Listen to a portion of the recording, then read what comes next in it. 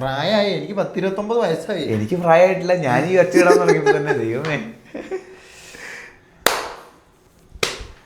എന്താണ് മോനെ ഇന്നത്തെ ഇത്? എനിക്ക് കഴിഞ്ഞ ദിവസം കണ്ടൊരു വീഡിയോയിൽ നിന്ന് പെട്ടെന്ന് എനിക്ക് ഇപ്പം നമ്മൾ ഇരിക്കുന്നതിന് കുറച്ച് മുമ്പ് എനിക്ക് തോന്നുന്നു അങ്ങനത്തെ സംസാര വിഷയങ്ങൾ കുറച്ചും കൂടെ നല്ലത് പെട്ടെന്ന് കിട്ടുന്നത് അതാണ്. അതായത് കഴിഞ്ഞ ദിവസം നമ്മളൊരു വീഡിയോ കണ്ടു. അതായത് നമ്മുടെ തീരദേശ ഹൈവേയിലൂടെ ഒരു പ്രൈവറ്റ് ബസ് പാഞ്ഞു പോയിട്ട് ഡിവൈഡറിൽ ഇടിച്ച് ഷാസിന്ന് ബോഡി വിട്ട് വന്ന് കുറെ പേർക്ക് പരിക്കും. ഒരാളാണ് മരിച്ചത്, 1-2 പേരെ മരിച്ചു എന്നാണ് എൻ്റെ അറിവ്. കൂടുതൽ വേറെ മരിച്ചെന്ന് അറിയത്തില്ല. ഒരു ആക്സിഡന്റ് കണ്ടു. അപ്പോൾ എൻ്റെ മനസ്സിലിപ്പോൾ കുറച്ച് നേരത്തൊന്നും തോന്നില്ല. നമ്മുടെ ഇന്ത്യയിൽ ഉള്ളൊരു ബസ് കൾച്ചറിനെ കുറിച്ച്. അതായത് റാഷായിട്ട് വണ്ടി ഓടിക്കുക, റാഷും റഷും രണ്ടും ഉണ്ട്. റഷായിട്ട് ഓടിക്കുമ്പോൾ റാഷായിട്ട് വണ്ടി ഡ്രൈവ് ചെയ്യുന്നൊരവസ്ഥ.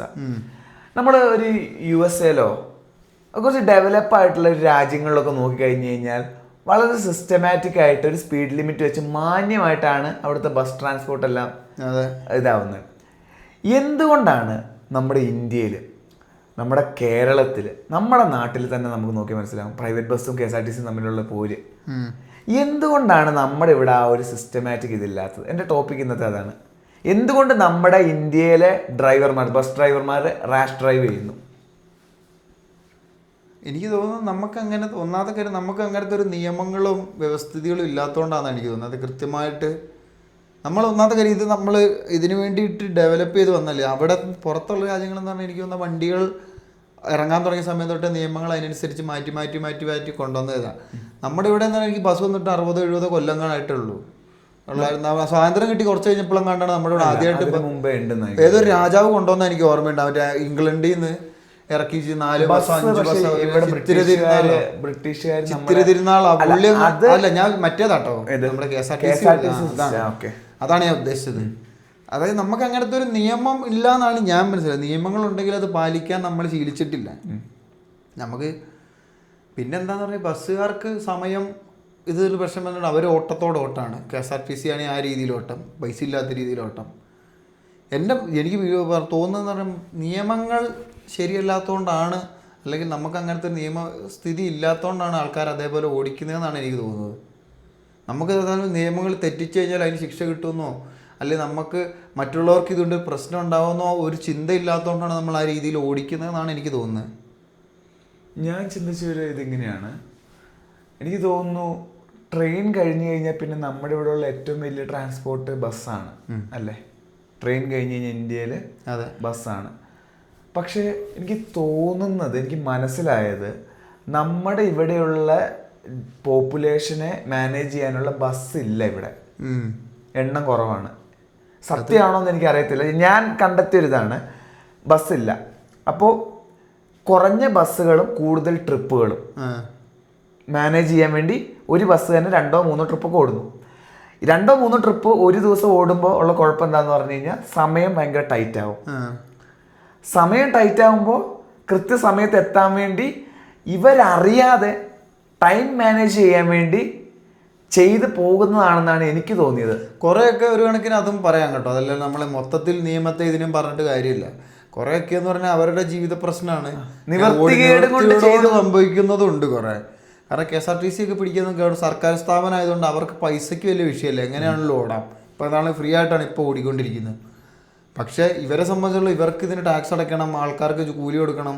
ഇവരിത് ഓടിയാൽ തന്നെയാണ് നേടാൻ പറ്റില്ല. അപ്പോൾ സ്വാഭാവികമായിട്ടും ഓടേണ്ട ഒരു അവസ്ഥയും വരും. പക്ഷേ ഞാൻ മനസ്സിലാക്കി ഇങ്ങനെ ഓടുന്നതിൻ്റെ ഇടയിൽ അത് കുറച്ച് കഴിയുമ്പോൾ ഒരു അഹങ്കാരമായിട്ട് മാറുന്നുണ്ടോ എന്ന് എനിക്ക് സംശയം തോന്നാറ്. കാരണം നമ്മുടെ ചില ഇന്റർ ഡിസ്ട്രിക്ട് ബസ്സുകളല്ലോ, മറ്റേ പിങ്ക് കളർ ബസ്സാണല്ലോ, ഇവർക്കാണ് ഏറ്റവും പ്രശ്നം. ഈ തൃശ്ശൂർ സൈഡിലുള്ള ആൾക്കാർക്ക് പണ്ട് എപ്പോഴും കാണായിരുന്നു ഇവർ മറ്റേ റോഡ് പണിയുടെ ഇടയിൽ കൂടെ ഒക്കെ കട്ട് ചെയ്ത് എനിക്കൊരു നല്ല അനുഭവം. നമ്മളത് ഞാൻ പറയാൻ വന്നത് നമ്മളിതേപോലെ ഞാനൊരു വട്ടം നാട്ടിൽ പോകുന്ന എനിക്ക് ഞാൻ കാണുന്നു ഈ പിങ്ക് ബസ് എന്ന് പറഞ്ഞാൽ ഫുൾ അപ്പുറത്തെ സൈഡിലാണ് എനിക്ക് ഓടുന്നത്. ഈ ബസ്സുകൾ ആ ലൈനിലുള്ളൂ. ഇവർ ഓടിച്ച് കഴിഞ്ഞ് ഏതെങ്കിലും വണ്ടി ചെയ്താൽ ഇൻഡിക്കേറ്റർ ഒറ്റ കുത്തിക്കാറില്ല.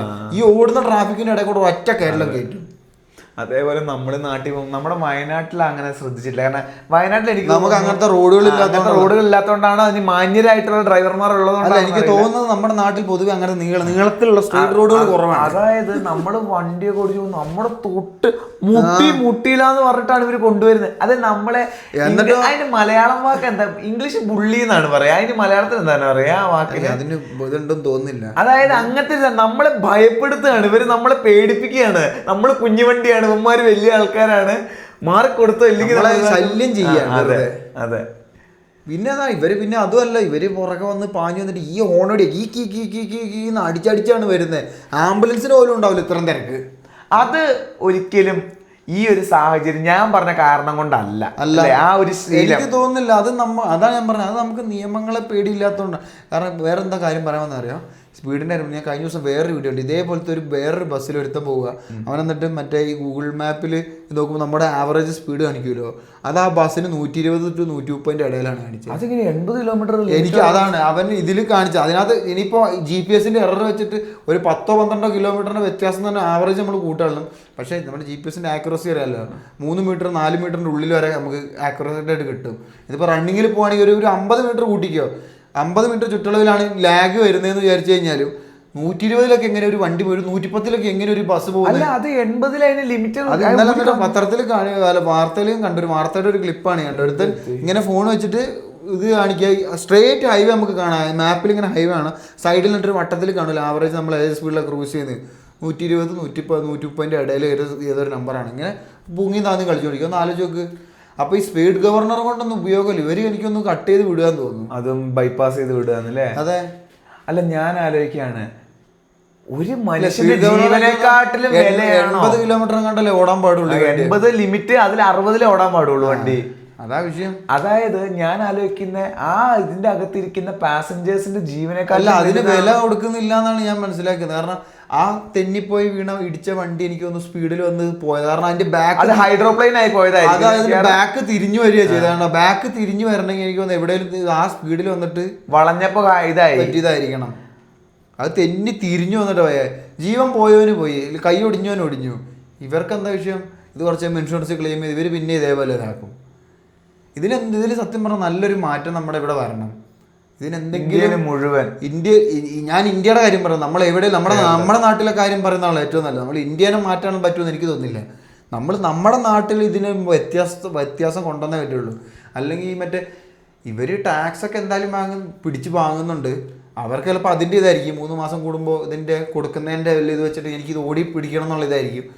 ഞാൻ പറയുമ്പോൾ ഇവർക്ക് ഗവൺമെൻറ്റിൻ്റെ ഭാഗത്തുനിന്ന് ഇങ്ങനെ വണ്ടി ഇറക്കുമ്പോൾ ഈ സ്പീഡ് ഗവർണർ എന്ന് പറഞ്ഞിട്ട് ഇവർക്ക് അഴിച്ചു പറ്റാൻ പറ്റത്തില്ല. അല്ലാണ്ട് ഇവർക്ക് ഇറക്കണമെങ്കിൽ ഈ കമ്പനിന്ന് ഇത് ക്യാപ്പ് ചെയ്ത് വെച്ചിട്ടുള്ള സാധനം, അല്ലെങ്കിൽ എന്താന്ന് പറഞ്ഞാൽ ഇതിലെന്തെങ്കിലും കാണിച്ചാൽ നേരെ അവിടെ അലേർട്ട് പോകും. അല്ലെങ്കിൽ എല്ലാവർക്കും മറ്റേ GPS കൊടുത്തിട്ട്, അതായത് ഇന്നത്ര സ്പീഡിന് വേണ്ടി കയറി കഴിഞ്ഞാൽ ഇവർക്ക് അലേർട്ട് പോകുന്ന പോലെ, എന്നിട്ട് ഇത് ഇത്ര സ്പീഡിൽ കയറി കഴിഞ്ഞപ്പോൾ ചിലപ്പോൾ നമ്മൾ അറിയാണ്ട് കാലം എടുത്ത് കയറിപ്പോയെന്ന് വിചാരിക്കുക. ഇപ്പോൾ 2 or 3 വട്ടം അത് തന്നെ വരുമ്പോൾ നമുക്കറിയാമല്ലോ ഇവർ എന്തെങ്കിലും തെറ്റിയെന്ന്. അങ്ങനത്തെ ഒരു സിസ്റ്റമൊക്കെ കൊണ്ടുവരാൻ പറ്റുകയാണെങ്കിൽ നല്ലതായിരിക്കും. പക്ഷേ പിന്നെ ഒരു കണക്കിന് അത് നോക്കിക്കഴിഞ്ഞാൽ അവരുടെ ഒരു സ്വകാര്യതയിൽ ഇതാക്കുന്ന പോലെ തോന്നും, നമ്മൾ നിയന്ത്രിക്കുന്ന പോലെ. അത് വെച്ചിട്ട് KSRTC നിയന്ത്രിക്കാൻ പറ്റുന്നുള്ള രീതിയിൽ അവർ പറയായിരിക്കും. വേറൊരു കാര്യം പൊന്നം പറഞ്ഞ ഇപ്പോൾ ആലോചിച്ചപ്പോൾ ഞാൻ സൈഡ് ചിന്തിച്ചത്, ഒരു പക്ഷേ ഈ 3 മാസം കൂടുമ്പോൾ ഈ 40,000 രൂപയുടെ ഇത് ഇവർക്ക് അടയ്ക്കണം ടാക്സ്. അപ്പൊ ഇങ്ങനെ ടാക്സ് അടയ്ക്കുമ്പോ ഒക്കെ ഇത് ഓടിയാലേ മുതലാവത്തുള്ളൂ. അപ്പൊ എത്രയും പെട്ടെന്ന് ഓടി തീർത്ത് അടുത്ത ട്രിപ്പിലേക്ക് പോകാനാണ് ശ്രമിക്കുന്നത്. അപ്പൊ ഞാൻ ആലോചിക്കുക, ഈ 40,000 രൂപയുടെ നിന്ന് കുറച്ചിട്ട് ഒരു 20,000 രൂപയാക്കി എഴുതുക 3 മാസം കൂടുമ്പോ, അപ്പൊ തോന്നി ഇവരുടെ ഈ ഓട്ടത്തിന്റെ ഈ തോത് കുറയോ? ചിലപ്പോ പറയാൻ അതോ അല്ലെങ്കിൽ ഇനിയിപ്പോ കുറച്ചും കൂടെ ലാഭം ഉണ്ടാക്കാതെ കൂടുതൽ ഓടുവോ? അതായത് ഇപ്പോൾ ഈ ശീലിച്ചു വന്ന ആൾക്കാർക്ക് മാറ്റം വരുമെന്ന് എനിക്ക് തോന്നുന്നില്ല. എനിക്ക് പറഞ്ഞാൽ സത്യം പറഞ്ഞാൽ നമുക്ക് മൊത്തത്തിലൊരു അവബോധം വേണ്ടേ നമുക്ക്. അതായത് അതിന് അവബോധം തന്നെയാണ് ആ വാക്ക്. നമുക്ക് മൊത്തത്തിൽ എല്ലാ ഡ്രൈവർമാർക്കും എല്ലാവർക്കും, അല്ലെങ്കിൽ ആ ബസ് ഓണേഴ്സിന് എല്ലാവർക്കും ഒരു അവബോധം എന്നാണ് അതിന് പറയുക, ഒരു ജ്ഞാനം, എല്ലാവർക്കും ഒരു അവയർനെസ്സിന് എന്താ അവബോധം. അത് അവയർനെസ് വേണ്ട എല്ലാവർക്കും.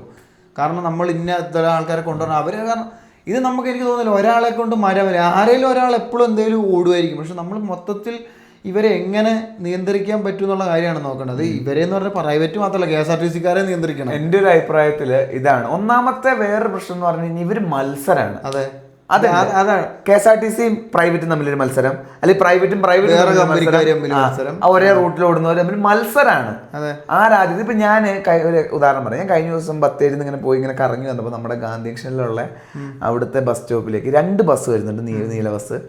ഒരെണ്ണം അവിടെ ഇതാക്കി ബ്ലോക്ക് വന്നു. അപ്പൊ സ്ലോ ആയിട്ട് ഇൻഡിക്കേറ്റർ ഇട്ടാണ് കയറുന്നത്. ഇതിനെ തൊട്ട് പുറം മുട്ടില്ല വന്നിട്ട് ഓൺ അടിച്ച് കേറിപ്പോ എന്താ ഇവൻ കാണിക്കുന്നതെന്ന്. തൊട്ട് ഫ്രണ്ടിൽ ബ്ലോക്ക് ആണ്, പതിയെ കയറാൻ പറ്റത്തുള്ളൂ.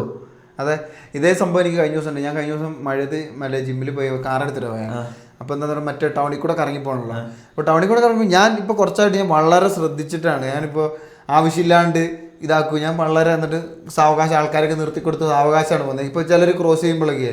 അപ്പോൾ ഞാൻ ഈ ഒരു മൈൻഡിൽ ഇങ്ങനെ പതുക്കെ, തിരക്കാണ്, അധികം പോകാൻ പറ്റൂല. അപ്പം ഞാൻ ആ ലൈൻ വെച്ച് ഇങ്ങനെ മറ്റേ നമ്മുടെ വരയുണ്ടല്ലോ, വരയെ കൂടെ സൈഡ് ചേർത്ത് ഇങ്ങനെ പോകുമ്പോൾ നമ്മുടെ മലബാർ ഗോൾഡിൻ്റെ അവിടുന്ന് ഒരു ബസ് ഇതേപോലെ ഞാൻ അവിടുന്ന് മറ്റോടത്ത് അസംഷൻ്റെ അവിടുന്ന് തിരിഞ്ഞ് വന്നപ്പോഴേക്കും ഈ ബസ് ഇങ്ങനെ ഫ്യൂ എന്ന് പറഞ്ഞൊരു പോക്ക്. ഞാൻ തിരിഞ്ഞുകൊണ്ടിരിക്കുകയാണ്.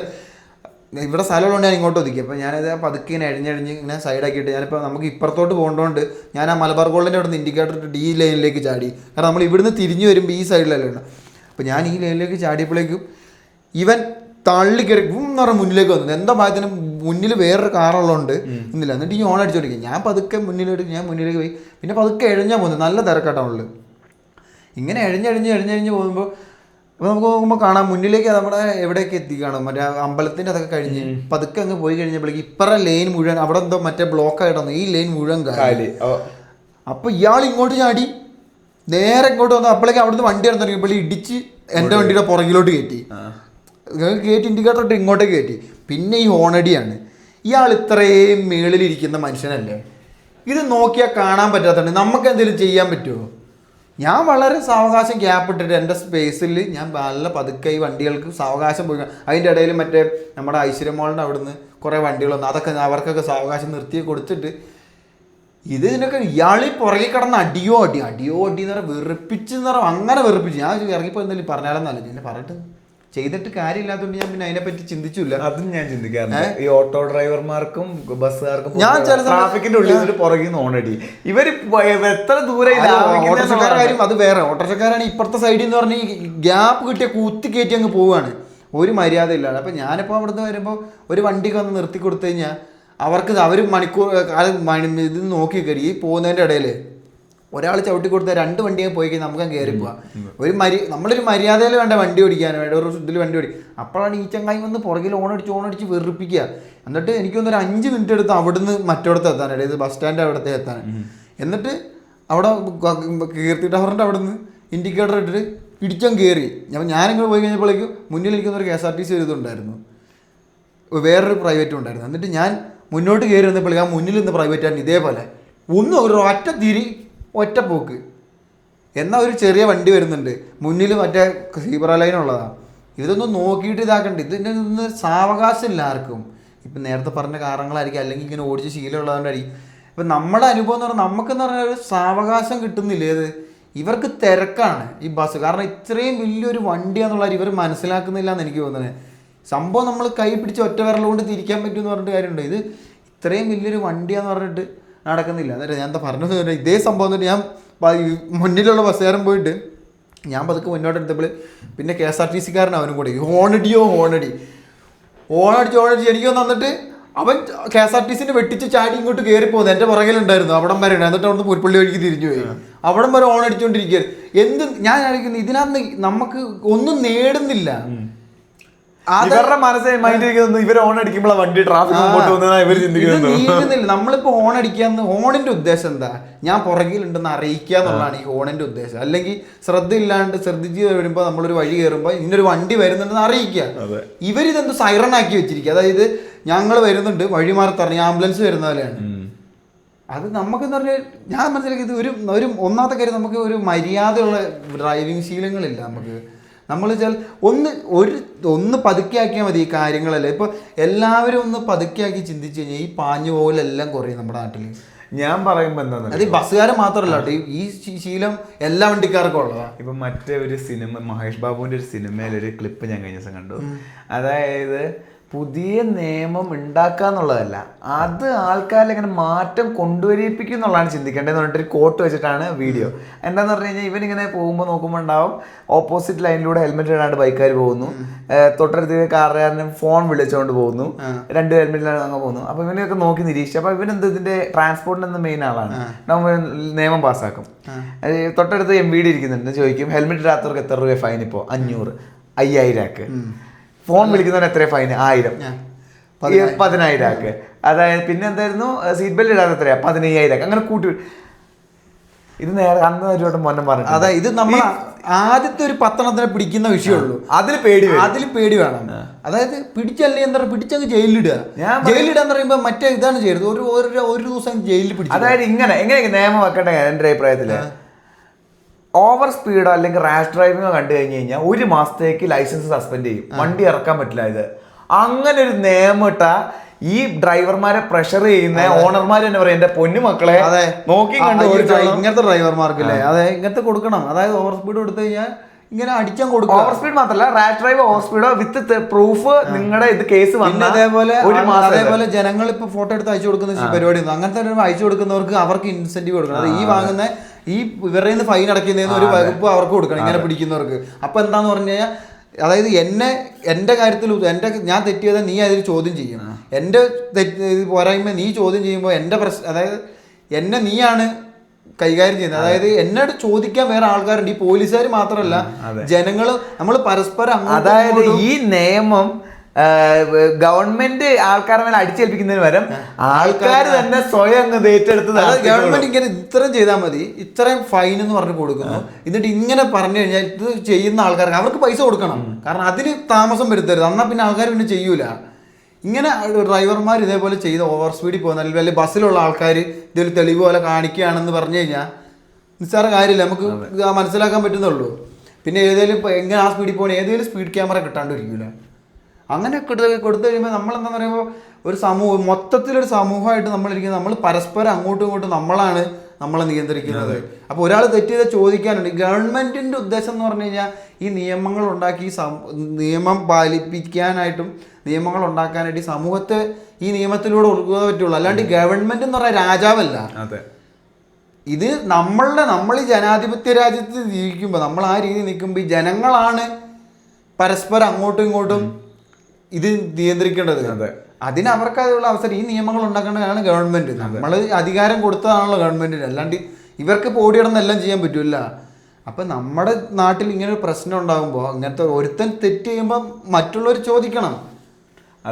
അത് ചോദിക്കാന്ന് പറഞ്ഞാൽ പോയിട്ട് കച്ചറ ഉണ്ടാക്കല്ല, നിയമത്തിലൂടെ അവന് ശിക്ഷ കൊടുക്കണം. ശിക്ഷ കിട്ടുന്ന മറ്റുള്ളവർ കണ്ടു കഴിയുമ്പോൾ അവർക്ക് ഇത് മൊത്തത്തിൽ ഈ ഇങ്ങനെയുള്ള ആൾക്കാർക്ക് പ്രശ്നം വരണം. അത് സംഭവിച്ചു കഴിയുമ്പോഴാണ് ഒരു മാറ്റം ഉണ്ടാകാൻ തുടങ്ങുള്ളൂ. നമ്മുടെ ഇവിടെ എൻ്റെ മൈൻഡിൽ പെട്ടെന്ന് ചിരി എന്താണല്ല, നമ്മുടെ ഇവിടുത്തെ ഓരോരോ ഇത് കേരളം പോലെ ഇത്ര വിദ്യാഭ്യാസ സമ്പന്നമായിട്ടുള്ള ഒരു നാട്ടിലെ ചില കാര്യങ്ങളാണ് നമ്മളെ ഇവർക്ക് എന്ത് ബോധമുള്ളത്. അതായത് അന്ന് പണ്ടൊരു വലിയൊരു ആക്സിഡന്റ് നടന്നിട്ട്, എനിക്കൊന്ന് 6-7 കൊല്ലം മുമ്പാണ്, മറ്റേ ഒരു ടൂറിസ്റ്റ് ബസ് ഒരു ഇതിനിട്ട് ഇടിച്ച് കുറേ പിള്ളേരൊക്കെ മരിച്ച് വലിയൊരു അപകടം ഉണ്ടായിരുന്നു. അതിനകത്ത് അതിന് ഇതായിട്ട് പെട്ടെന്ന് നിയമം ഇറക്കി എല്ലാ ബസ്സും വെള്ളയാക്കണം. ഇതെന്താണ് അതിന്റെ ലോജിക്ക് എന്നുള്ളത് അതെന്താണെന്നറിയോ, മറ്റേ ആ സമയത്ത് ഒരു മറ്റേ ആക്ഷൻ ക്യാമറയുടെ ഒരു ഇതുണ്ടായിരുന്നു, ഹെൽമെറ്റിൽ വെക്കേണ്ടെന്ന് പറഞ്ഞിട്ട്. ഇതെന്താന്ന് പറയാ, മൊത്തത്തിൽ എലിയെ പിടിച്ചില്ല ചൂടാന്ന് കേട്ടിട്ടുണ്ട്. അതാണ് അവസ്ഥ. അതായത് ഇത് പെട്ടെന്ന് ഇത് പരിഹരിക്കാൻ നോക്കി. നമുക്കിത് പെട്ടെന്ന് പരിഹാരമല്ല വേണ്ട, നമുക്കൊരു സിസ്റ്റമാറ്റിക് ആയിട്ടുള്ള ഒരു മാറ്റമാണ് വേണ്ടത്. പിന്നെ ലോങ് ടേം ആയിട്ടുള്ള ഇത്. കാരണം ഇത് നമുക്ക് ഭാവിയിലേക്ക് നിലനിർത്താൻ പറ്റുന്ന ഈ നിയമങ്ങൾ, നമ്മുടെ പല നിയമങ്ങൾ എന്ന് പറഞ്ഞാൽ പണ്ട് മറ്റേ 79-ലും 69-ലൊക്കെ എഴുതിയ നിയമങ്ങളാണ് നമ്മൾ ഇപ്പോഴും പാലിച്ചു വരുന്നത്. നമുക്ക് അതുകൊണ്ടാണ് നമ്മുടെ വണ്ടിയിലൊന്നും ചെയ്യാൻ പറ്റാത്തത്. അതായത് നമുക്ക് കാലഘട്ടത്തിനനുസരിച്ചൊരു മാറ്റം ഉണ്ടായിട്ടില്ല, നിയമത്തിലൊരു വ്യത്യാസമുണ്ട്. നമ്മൾ അതായത് എല്ലാവരുടെയും കണ്ണി പൊടിയിടാന്നുള്ള രീതിയിലാണ്. ഇപ്പോൾ അവരന്നാ വണ്ടി ഇടിച്ച് അവരെ പെയിന്റ് മാറ്റിക്കൊണ്ട് എന്ത് നേട്ടം നേടി, അവരുടെ കുറെ പൈസ പോയി എന്നല്ലാണ്ട് ഈ വണ്ടി. അത് മാത്രമല്ല, ഈ മാസം ഇതും ഇതൊക്കെ എത്രയോ ഇവിടുത്തെ ബസ്സുകാർ നേരെ കർണാടകയിലേക്ക് മാറി. അല്ല അവരെ പിന്നെ അവിടെ നിന്ന് തിരിച്ചു അവിടെ അതിലും കഷ്ടമായിരുന്നു തോന്നുന്നു. എന്താണേലും അല്ല ഞാൻ പറഞ്ഞത്, നമ്മള് ഒരു ഇൻഡസ്ട്രി അതിലൂടെ വരുമാനം ഉണ്ടാവുന്നതാണ്.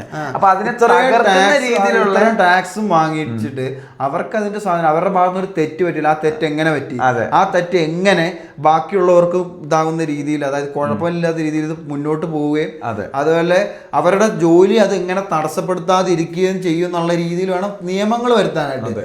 ഇതിപ്പോ എന്താ ചെയ്ത് പറയുമ്പോ എല്ലാവരും കൂടെ എടുത്ത് വെള്ള പെയിന്റ് അടിച്ചിട്ട് എന്ത് ഗുണമുണ്ട്? എന്നിട്ട് ഇപ്പൊ പിന്നെ നിയമം മാറി തോന്നുന്നു. അപ്പോൾ അതിൽ അങ്ങനെയല്ല, നമ്മുടെ നിയമങ്ങൾ നമ്മൾ നിയമം ഇതാക്കുമ്പോൾ ഇപ്പം ഞാൻ പറഞ്ഞില്ല, ഇതൊക്കെ ഒരു ഫസ്റ്റത്തെ ഇനീഷ്യൽ ഇതിൽ ആൾക്കാർക്ക് ഇത് വരണം, പേടി വരണം. ഇത് ചെയ്ത പ്രശ്നമാണ്. നമ്മൾ ഒരു കുഞ്ഞുങ്ങൾക്ക്, ചെറിയ കുഞ്ഞുങ്ങൾക്ക് ഇതാകുമ്പോൾ തെറ്റ് ചെയ്യുമ്പോൾ അടി കൊടുക്കുന്നു അല്ലെങ്കിൽ ചീത്ത പറയുന്നത് അതിനാണ്. ഇതിൽ കോൺസിക്വൻസ് ഉണ്ടെന്ന് അവർക്ക് ബോധ്യം വരണം. അവിടെയാണ് വിഷയം. നമുക്ക് ഇത് ഇങ്ങനെ ചെയ്ത് എനിക്ക് കുഴപ്പമില്ലാന്ന് തോന്നുന്നോണ്ടാണ് വരുന്നത്. എനിക്ക് എന്തെങ്കിലും സംഭവിക്കുമെന്ന് അറിയണം. അതെ, ഇപ്പം ഞാൻ പറഞ്ഞ പോലെ ഒന്ന് ആലോചിച്ച് നോക്ക്, പ്രൈവറ്റ് ബസ് റാഷ് ഡ്രൈവ് ചെയ്ത് കഴിഞ്ഞാൽ ഒരു മാസത്തെ നിങ്ങളുടെ ലൈസൻസ് നിങ്ങൾക്ക് വണ്ടി ഇറക്കാൻ പറ്റില്ല. ഒരു മാസമൊക്കെ ഇത് ഓടിച്ച് ജീവിക്കുന്ന ആളെ സംബന്ധിച്ചിടത്തോളം അത് വലിയ പ്രശ്നം. അങ്ങനെ ഒരു സംഭവം വന്നിട്ടുണ്ടല്ലോ, ഇവര് കൈകൂപ്പി പറയും എല്ലാ ദിവസവും ഓണർമാര്, എന്റെ പൊന്നു മക്കളെ അങ്ങനെ. അതിപ്പോ ഈ പ്രൈവറ്റ് എന്നല്ല, KSRTCക്കും അത് തന്നെ. KSRTC എന്ത് ചെയ്യണമെന്ന് പറഞ്ഞാൽ ഡ്രൈവർമാരുടെ ശമ്പളം പകുതിയാക്കും പറയാ. അല്ലേ ഞാൻ പറഞ്ഞ അല്ലേ കൊടുക്കരുത്, തടഞ്ഞു വെക്കൂന്ന് പറയാ. കാരണം അങ്ങനെ നമ്മളെന്താന്ന് പറയുക, നമുക്ക് ഇങ്ങനത്തെ കാര്യത്തിൽ പേടി ഉണ്ടെങ്കിലാണ് നമ്മൾ തെറ്റ് ചെയ്യാൻ നമുക്ക് തോന്നൽ. അതുമല്ല, അതിൻ്റെ ഒപ്പം തന്നെ വേറൊരു കാര്യം ശ്രദ്ധിക്കേണ്ട എന്താണെന്ന് പറഞ്ഞാൽ ടൈം സ്കെഡ്യൂൾ അതനുസരിച്ച് ഇതാക്കുക. അത്ര പ്രഷർ ചെയ്യുന്ന രീതിയിൽ ടൈം മാനേജ്മെന്റ് ചെയ്യിക്കരുത്, അത് കുറയ്ക്കുക. നഷ്ടം കുറെ വരുമായിരിക്കും അല്ലേ അങ്ങനെ ചെയ്ത് കഴിഞ്ഞാൽ. പക്ഷെ നമ്മൾ ഇത് എന്താ സംഭവം എന്ന് പറഞ്ഞിട്ടുണ്ടല്ലോ, ഇത് മൊത്തത്തിൽ എല്ലാവർക്കും ഒരു സിസ്റ്റം ഉണ്ട്, അങ്ങോട്ടും ഇങ്ങോട്ടും കണക്ട് ചെയ്തൊരു സിസ്റ്റം ഉണ്ടെങ്കിൽ ഇതിന് കുഴപ്പമുണ്ടാവുന്ന എനിക്ക് തോന്നുന്നില്ല.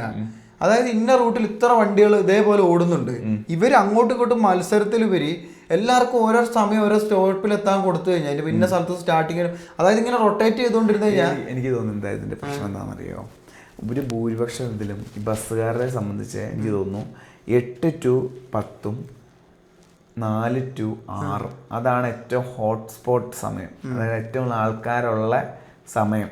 ബസ് സ്റ്റാൻഡിലാണെങ്കിലും ഇതിലാണെങ്കിലും ജോലിക്ക് പോകേണ്ടേ വരുന്നത്. ഈ സമയം എത്ര പെട്ടെന്ന് എത്ര വേഗത്തിൽ എത്ര ആൾക്കാരെ കൂടുതൽ ആൾക്കാരെ കൊണ്ടുപോകാന്നാണ് എല്ലാവരും ചിന്തിക്കുന്നതെന്നാണ് എനിക്ക് തോന്നുന്നത്. ഞാൻ വേറൊരു ഐഡിയ പറഞ്ഞുതരാം. ഇപ്പോഴെന്നെ തോന്നി, ബസ്സിൽ എത്ര ലിമിറ്റ് എന്ത് ആൾക്കാരുടെ? അയ്യോ, സീറ്റ് മാത്രമാണെങ്കിൽ എനിക്ക് തോന്നുന്നു ഇപ്പൊ 2 ഇവിടെ 3 വരുമ്പോ ഇപ്പൊ ഒരു 50-60 കൂട്ടിക്കോ. ഇതിൽ ആരും നിന്ന് പോരുത്, എല്ലാവരും ഇരിക്കുക, ഇരുന്ന് സേഫ് ആയിട്ട് പോകാൻ പറ്റുന്ന ഒരു കേറുക. അപ്പൊ എന്താ എല്ലാവർക്കും അവസരം കിട്ടും. അത് കൊള്ളാം. എന്നിട്ട് ഫസ്റ്റ് കം ഫസ്റ്റ് സെർവ് അങ്ങനെ കൊടുക്കുക. ആദ്യം വരുന്നത് ഇപ്പൊ അങ്ങനെയാണല്ലോ നമ്മുടെ ബസ് സ്റ്റാൻഡിലൊക്കെ കിടക്കുന്നത്. ഫുൾ സീറ്റ് കയറി കഴിഞ്ഞ് കഴിഞ്ഞാൽ പോവുക. ഇനിയിപ്പോൾ ഫുൾ സീറ്റ് കംപ്ലീറ്റ് ആയില്ലെങ്കിൽ ഇത്ര സമയത്തിനുള്ളിൽ ഇവിടുന്ന് വിട്ടോണം, എന്നിട്ട് അടുത്ത ആക്കി കൊടുക്കുക. ഫുൾ സീറ്റ് കയറിയില്ലെങ്കിൽ വിട്ടോളുക. ഇതിങ്ങനെ ഓടിക്കൊണ്ടിരിക്കുക. അപ്പം ഇങ്ങനെ ഓടിക്കൊണ്ടിരുന്നു കഴിഞ്ഞാൽ ഏതെങ്കിലും ട്രിപ്പിൽ അവർക്ക് ഓരോരുത്തരെ കൃത്യമായിട്ട് ആൾക്കാരെ കിട്ടും അവർക്ക്. അത് ഇനിയിപ്പോൾ നിറച്ച ആൾക്കാരുണ്ടെങ്കിൽ നിർത്തണ്ട ബസ് സ്റ്റോപ്പിൽ. ഈ ആൾക്കാരെ കുത്തി നിറയ്ക്കുന്നതല്ല വിഷയം. അപ്പോൾ ബാക്കി എല്ലാവർക്കും അവസരം കിട്ടും. അത് കാര്യം. പക്ഷെ അപ്പോൾ ഇതാണ്, അപ്പൊ ഇപ്പൊ നമുക്ക് തോന്നുന്നു, ഇപ്പൊ ആദ്യത്തെ ഒരു ദിവസം ഒരു ടീം ആയിരിക്കുമല്ലോ ഉണ്ടാവുക. അപ്പൊ അവര് തന്നെ എപ്പോഴും ഒന്നാമത് വരുമെന്നല്ല. അപ്പൊ എന്തായിരുന്നു, ഓരോ ദിവസം ഓരോരുത്തർക്ക് ഇത് കൊടുക്കണം, ഓരോരോ ബസ്സുകള് മുന്നിൽ വരണം. അപ്പൊ എന്താന്ന് പറയുമ്പോൾ ഈ ഓട്ടോ സ്റ്റാൻഡിൽ ചെയ്യുന്ന പോലെ തീരുമ്പോ മുന്നോട്ട് വന്നുകൊണ്ടിരിക്കുക. അപ്പോൾ സെയിം സാധനം തന്നെ ദിവസം ഇങ്ങനെ കറങ്ങിക്കൊണ്ടിരിക്കും. അടുത്ത ഓരോരോ ദിവസം വരുമ്പോഴും ഈ ബസ്സുകൾ മാറിക്കൊണ്ടിരിക്കണം. അപ്പൊ എല്ലാവർക്കും നമ്മൾ മൊത്തത്തിൽ നോക്കിക്കഴിഞ്ഞാൽ എല്ലാവർക്കും അവസരം കിട്ടും. എത്രത്തോളം പ്രാവർത്തികമെന്ന് പറയുന്നത് ഈ സാധനം ടെസ്റ്റ് ചെയ്യാണ്ട് പറയാനും പറ്റും. ഇതിലൊരു വെല്ലുവിളി എനിക്ക് തോന്നുന്നത് ഇവരുടെ ചെലവാണ്. ഇപ്പൊ ഡീസലിനും വില കൂടുതലായതും കൊണ്ട് അത് അവിടെ ഉണ്ട്. അവിടെ ഈ ഗവൺമെന്റിന് കാരണം നമ്മൾ ഇത്രയും പൈസ കൊടുത്തിട്ട് നമുക്ക് സത്യം പറഞ്ഞാൽ ഇവരൊന്ന് ശരിക്കും ചിന്തിച്ച് എന്തോ ഒരു പെട്രോളിനും ഡീസലിനും വില കുറയ്ക്കാൻ പറ്റും. അതെ, ഇതൊന്നും ഇവർ ചെയ്യൂല. എനിക്ക് സത്യം പറയാനുള്ളത് നമ്മുടെ ഇതിൽ ഗവൺമെന്റിന് അങ്ങനത്തെ ഒരു ജനങ്ങൾക്ക് മൊത്തത്തിലൊരു ഇത് പറഞ്ഞൊരു ചിന്തയേ ഇല്ലാന്ന് എനിക്ക് തോന്നുന്നത്. ജനങ്ങൾക്ക് എന്തെങ്കിലുമൊക്കെ ചെയ്തു കൊടുത്തിട്ട് അവരെ കണ്ണി പൊട്ടിയിട്ടിട്ട് എന്തോ നല്ലത് ചെയ്തു തോന്നുന്നത്. പക്ഷെ നോക്കി കഴിയുമ്പോൾ ജനങ്ങൾക്ക് കുഴപ്പം മാത്രമേ വരുന്നുള്ളൂ. നമ്മൾ ഈ 112 രൂപ, ഇപ്പോൾ ഡീസലിന് 102 രൂപ 103 രൂപ കണ്ട ഈ സാധനം സത്യം പറഞ്ഞാൽ ഞാൻ കഴിഞ്ഞ ദിവസം ഏതൊരു ന്യൂസിൽ കണ്ട് മറ്റേ പാകിസ്ഥാനിൽ നമ്മളിവിടുന്ന് പാകിസ്ഥാനിൽ ഇന്ധനം കൊടുക്കുന്നുണ്ട്. അറിയത്തില്ല എന്തോന്ന് പറയട്ടെ, പാകിസ്ഥാനിൽ നമ്മുടെ ഇവിടുന്നുള്ള ഇന്ധനമാണെന്ന് അങ്ങനെ എന്താ പറഞ്ഞു കേട്ടെ. ഇത് എത്രത്തോളം ശരിയാന്ന് എനിക്കറിയില്ല. അവിടെ 70 രൂപ 80 രൂപ എങ്ങാണ്ട് ഉള്ളൂ ഡീസലിന്, അത് വിത്ത് ടാക്സ്. ഈ സെയിം സാധനം എന്നാ പറഞ്ഞേ. അപ്പൊ ഒന്ന് ആലോചിച്ച് നോക്ക്, ഇവിടുന്ന് കൊടുക്കുന്ന നേപ്പാളിലേക്ക് നമ്മൾ ഇവിടുന്ന് കൊടുക്കുന്നത്, ഇവിടെ നിന്ന് കൊടുക്കുന്ന സാധനത്തിന് അവിടെ 80 രൂപ 90 രൂപ എങ്ങാണ്ട് ഉള്ളൂ. വ്യത്യാസം ആലോചിക്ക്. നമ്മൾ ഇത്രയും പ്രീമിയം കൊടുത്തിട്ട് നമുക്ക് നമ്മുടെ വണ്ടിയിൽ ഉപയോഗിക്കാൻ പറ്റാത്ത ഈ സാധനങ്ങളാണ് കിട്ടുന്നത്. ഗവൺമെന്റ് എന്തെങ്കിലും നമ്മൾ മൊത്തത്തിൽ ഒരു സമൂഹം മുഴുവനായിട്ട് പൊങ്ങി വരാൻ വേണ്ടിയുള്ള മണ്ടന്മാർക്ക് എനിക്ക് മനസ്സിലാവാത്ത കാര്യം ഇതാണ്. അതായത് ഈ ഇങ്ങനെ ഓരോരോ പൊട്ടത്തരം ചെയ്ത് കഴിഞ്ഞാൽ അടുത്ത വട്ടം വോട്ട് കിട്ടില്ല എന്ന് ഇവർ ചിന്തിക്കാത്ത. അപ്പൊ എന്താ ഇവരുടെ മൊത്തം ആൾക്കാരെ കണ്ണി പൊടിയിട്ട് വോട്ട് പിടിക്കല്ലേ, വലിയ പൈസ കൊടുത്ത്. മറ്റേ ട്രാൻസ്പോർട്ടും പോട്ടെ, അതിന്റെ നാഷണൽ മിനിസ്റ്റർ മറ്റേ നിതിൻ ഗഡ്കരി എന്ന് പറഞ്ഞത്, നിങ്ങൾ ഒരു വണ്ടി കൊണ്ടുപോവാ ഈ E20 ഇതായിട്ട്. ഒരു വണ്ടി ഇപ്പൊ ഒരുപാട് വണ്ടിയായി കിടക്കുന്നത് പുതിയ കാർ. ഇപ്പൊ ജന്തർ മന്ദറിൽ ജയിച്ചു, അത് ജസ്റ്റ് സാമ്പിൾ മാത്രമാണെന്ന് എനിക്ക് തോന്നുന്നത്. ഇനി ഇതേപോലെ ആൾക്കാർ പ്രതികരിച്ചു തുടങ്ങുകയാണെങ്കിൽ ആൾക്കാർ ഇപ്പൊ ഇനിയിപ്പോ E20 കിട്ടുമെന്ന് പറയുമ്പോൾ വാഹനോടമകൾ ഇറങ്ങാൻ തുടങ്ങും. അപ്പൊ അതിന് സെയിം ഇതേ ടീമുകൾ തന്നെ ഇതാക്കും. ഞാൻ വന്ന് പറഞ്ഞില്ലേ, ഇതൊക്കെ നമുക്ക് ഒരു പരിധി വരെ കണ്ണിപ്പൊടിയിട്ട് പിടിച്ചെടുത്താൽ. കാരണം എപ്പോഴും നമ്മൾ എത്രത്തോളം നമ്മൾ അതായത് ഒരു സമൂഹത്തെ കെട്ടി ഒതുക്കി വെക്കുക, നമ്മൾ അത് കഴിയുമ്പോൾ വിപ്ലവങ്ങൾ ഉണ്ടാകുന്നു. അത് വിപ്ലവങ്ങൾ പൊട്ടിപ്പുറപ്പെടാൻ തുടങ്ങുന്ന സമയം തൊട്ട് ഈ സാധനം തിരിച്ചു വരാൻ തുടങ്ങും. എന്നിട്ട് എന്ത് ചെയ്യുന്നു, ഇത് നേരെ അപ്പുറത്തെ വശത്തോട്ട് പോകും. എന്നിട്ട് അപ്പുറത്തെ വശത്ത് പറ്റാണ്ടാവുമ്പോൾ പിന്നെ വിപ്ലവങ്ങൾ ഇത് തിരിച്ച്. നമ്മുടെ സമൂഹത്തിൻ്റെ ഒരു പോക്ക് എപ്പോഴും അങ്ങനെയാണ്. നമ്മൾ അതുകൊണ്ടാണ് യുദ്ധം ചെയ്തത്, സ്ഥലങ്ങൾ പിടിക്കുന്നതും. കാരണം എന്താണ്, നമ്മുടെ ഐഡിയോളജികൾ നമ്മളുടെ വ്യത്യാസമാണ്. ഒരു ഐഡിയോളജി ജയിച്ച് കുറേ നാളെ സഹിക്കാൻ പറ്റാണ്ടാവുമ്പോൾ ആൾക്കാർക്ക് മടുത്തു എന്നാണ് ആൾക്കാർ പ്രതികരിക്കാൻ തുടങ്ങുന്നത്. തിരിച്ചപ്പോൾ ഈ ഐഡിയോളജി നിൽക്കുമ്പോൾ ഇത് മടുക്കാൻ തുടങ്ങുമ്പോൾ ആൾക്കാർ തിരിച്ച് ഇങ്ങോട്ട് വരാൻ മാറ്റം വേണമെന്നുള്ളപ്പോൾ പ്രതികരിക്കുന്നു അല്ലേ. അപ്പൊ ഇതിനെയാണ് ഈ രാഷ്ട്രീയക്കാർ മുതലെടുത്തിട്ട് അത് നോക്കുമ്പോൾ അവരുടെ കൂട്ടത്തിലുള്ള ആൾക്കാർ പൈസ ഉണ്ടാക്കുന്നുണ്ട്, കോടികൾ നേടുന്നുണ്ട്. പൈസക്കാരെ വീണ്ടും പൈസ ഉണ്ടായിക്കൊണ്ടിരിക്കുക, പാവപ്പെട്ടവൻ ഇതുകൊണ്ട് ഒരു മെച്ചമില്ല. അതായത് എനിക്ക് തോന്നുന്ന പൊന്നന പറഞ്ഞ സെറ്റപ്പിൽ തന്നെ കുറച്ചും കൂടെ മാറ്റങ്ങൾ കൊണ്ടുവരണം. അതാണ് ഞാൻ പറഞ്ഞതെന്ന് പറയുമ്പോൾ നമുക്ക് വേണ്ടി ഈ ഡീസലിന്റെ പെട്രോൾ ഇന്ധനത്തിന്റെ പൈസ കുറയ്ക്കണം. ഞാൻ പറയുമ്പോൾ അതിലും ഒരു ഇതുപോലെ ഇതാക്കുക, അതായത് പകുതിയാക്കുക.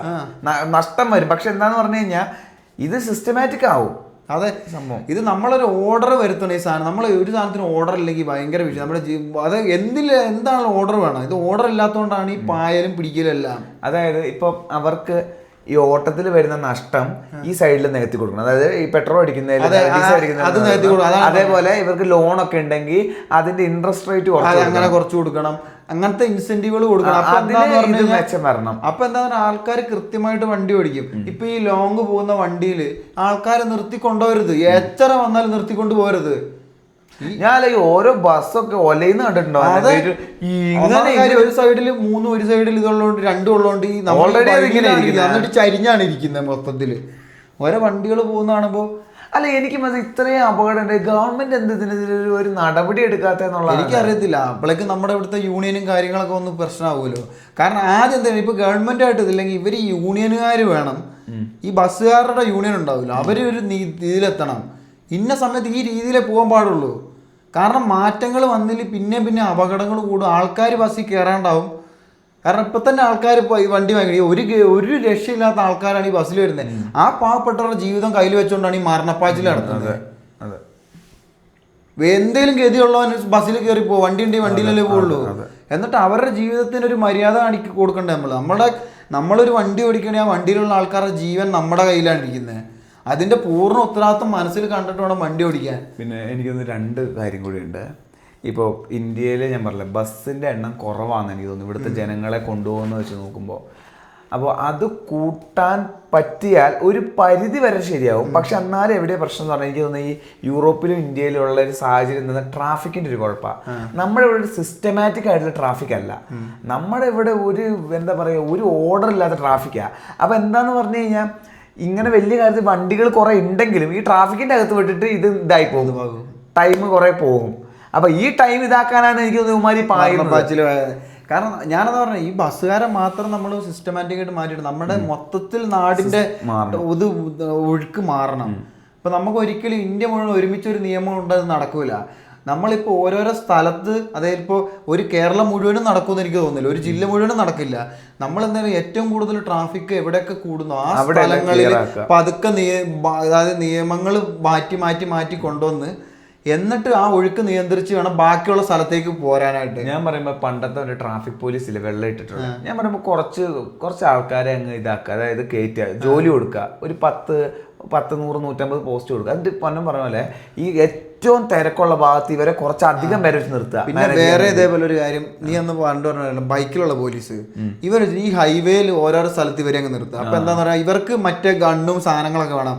ഇങ്ങനെ അടിച്ചു കഴിഞ്ഞാൽ അപ്പം അടിച്ചു കൊടുക്കുക, എല്ലാവർക്കും അങ്ങ് അടിച്ചു കൊടുക്കുക. അതെ, അപ്പൊ എന്താ പറയുക, നമ്മളെ നോക്കാൻ ഇപ്പൊ ക്യാമറയ്ക്ക് കുറെ ദൂരെ വെക്കാൻ പറ്റുള്ളൂ. നമ്മളിപ്പോ കാണിക്കണ്ടോന്ന്. പിന്നെ അതുമല്ല, നമ്മളിപ്പോ 3-6 വരി പാതയിൽ പോവാണെങ്കിൽ നമ്മൾ കൃത്യമായിട്ട് ഈ ബസ്സിന് പോകാനാണെങ്കിൽ ഏറ്റവും ലെഫ്റ്റ് ലൈനിലാണ് ബസ് പോകേണ്ടത്, ഏറ്റവും ലെഫ്റ്റ് സൈഡിൽ. നടുവിലാണ് എനിക്ക് ക്രൂസിങ്, ഇത് ഇപ്പുറത്താണ് ഹൈ സ്പീഡ് ലൈൻ വരുന്നത്. അങ്ങനെ തന്നെയാണെന്നാണ് എൻ്റെ തോന്നുന്നത്. ഇനി അല്ലെങ്കിൽ അത് നേരെ തിരിച്ചായിരിക്കും. എന്തായാലും ഹെവി വണ്ടി എവിടെ പോകണം ആ ലൈനിൽ തന്നെ പോകാം, അവിടുന്ന് വിട്ടു പോരുത്.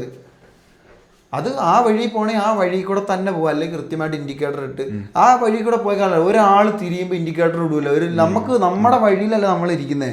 പിന്നെ അടുത്ത കാര്യം, ബസ്സുകാർ ഇവരുടെ ഹോണ് കുറച്ചും കൂടെ മാന്യമായിട്ടുള്ളൊരു ഹോൺ, മനുഷ്യനെ പേടിപ്പിക്കും. ബൈക്കിലൊക്കെ നമ്മൾ പോകുമ്പോൾ സൈഡ് മനുഷ്യൻ വിറച്ചിട്ട് ഇതായിട്ട്, അതൊക്കെ സത്യം പറഞ്ഞാൽ നിയമത്തിലുണ്ട്, എയർ ഹോൺ പാടില്ല, എന്നിട്ടും വെക്കുന്നുണ്ട്. അപ്പൊ എന്താ പറയുക, നിയമം കർശനമായിട്ട് ഇവർക്ക് കൊള്ളുന്നില്ല എന്നുള്ളത് കൊണ്ടാണെന്നാണ് എനിക്ക് തോന്നുന്നത്.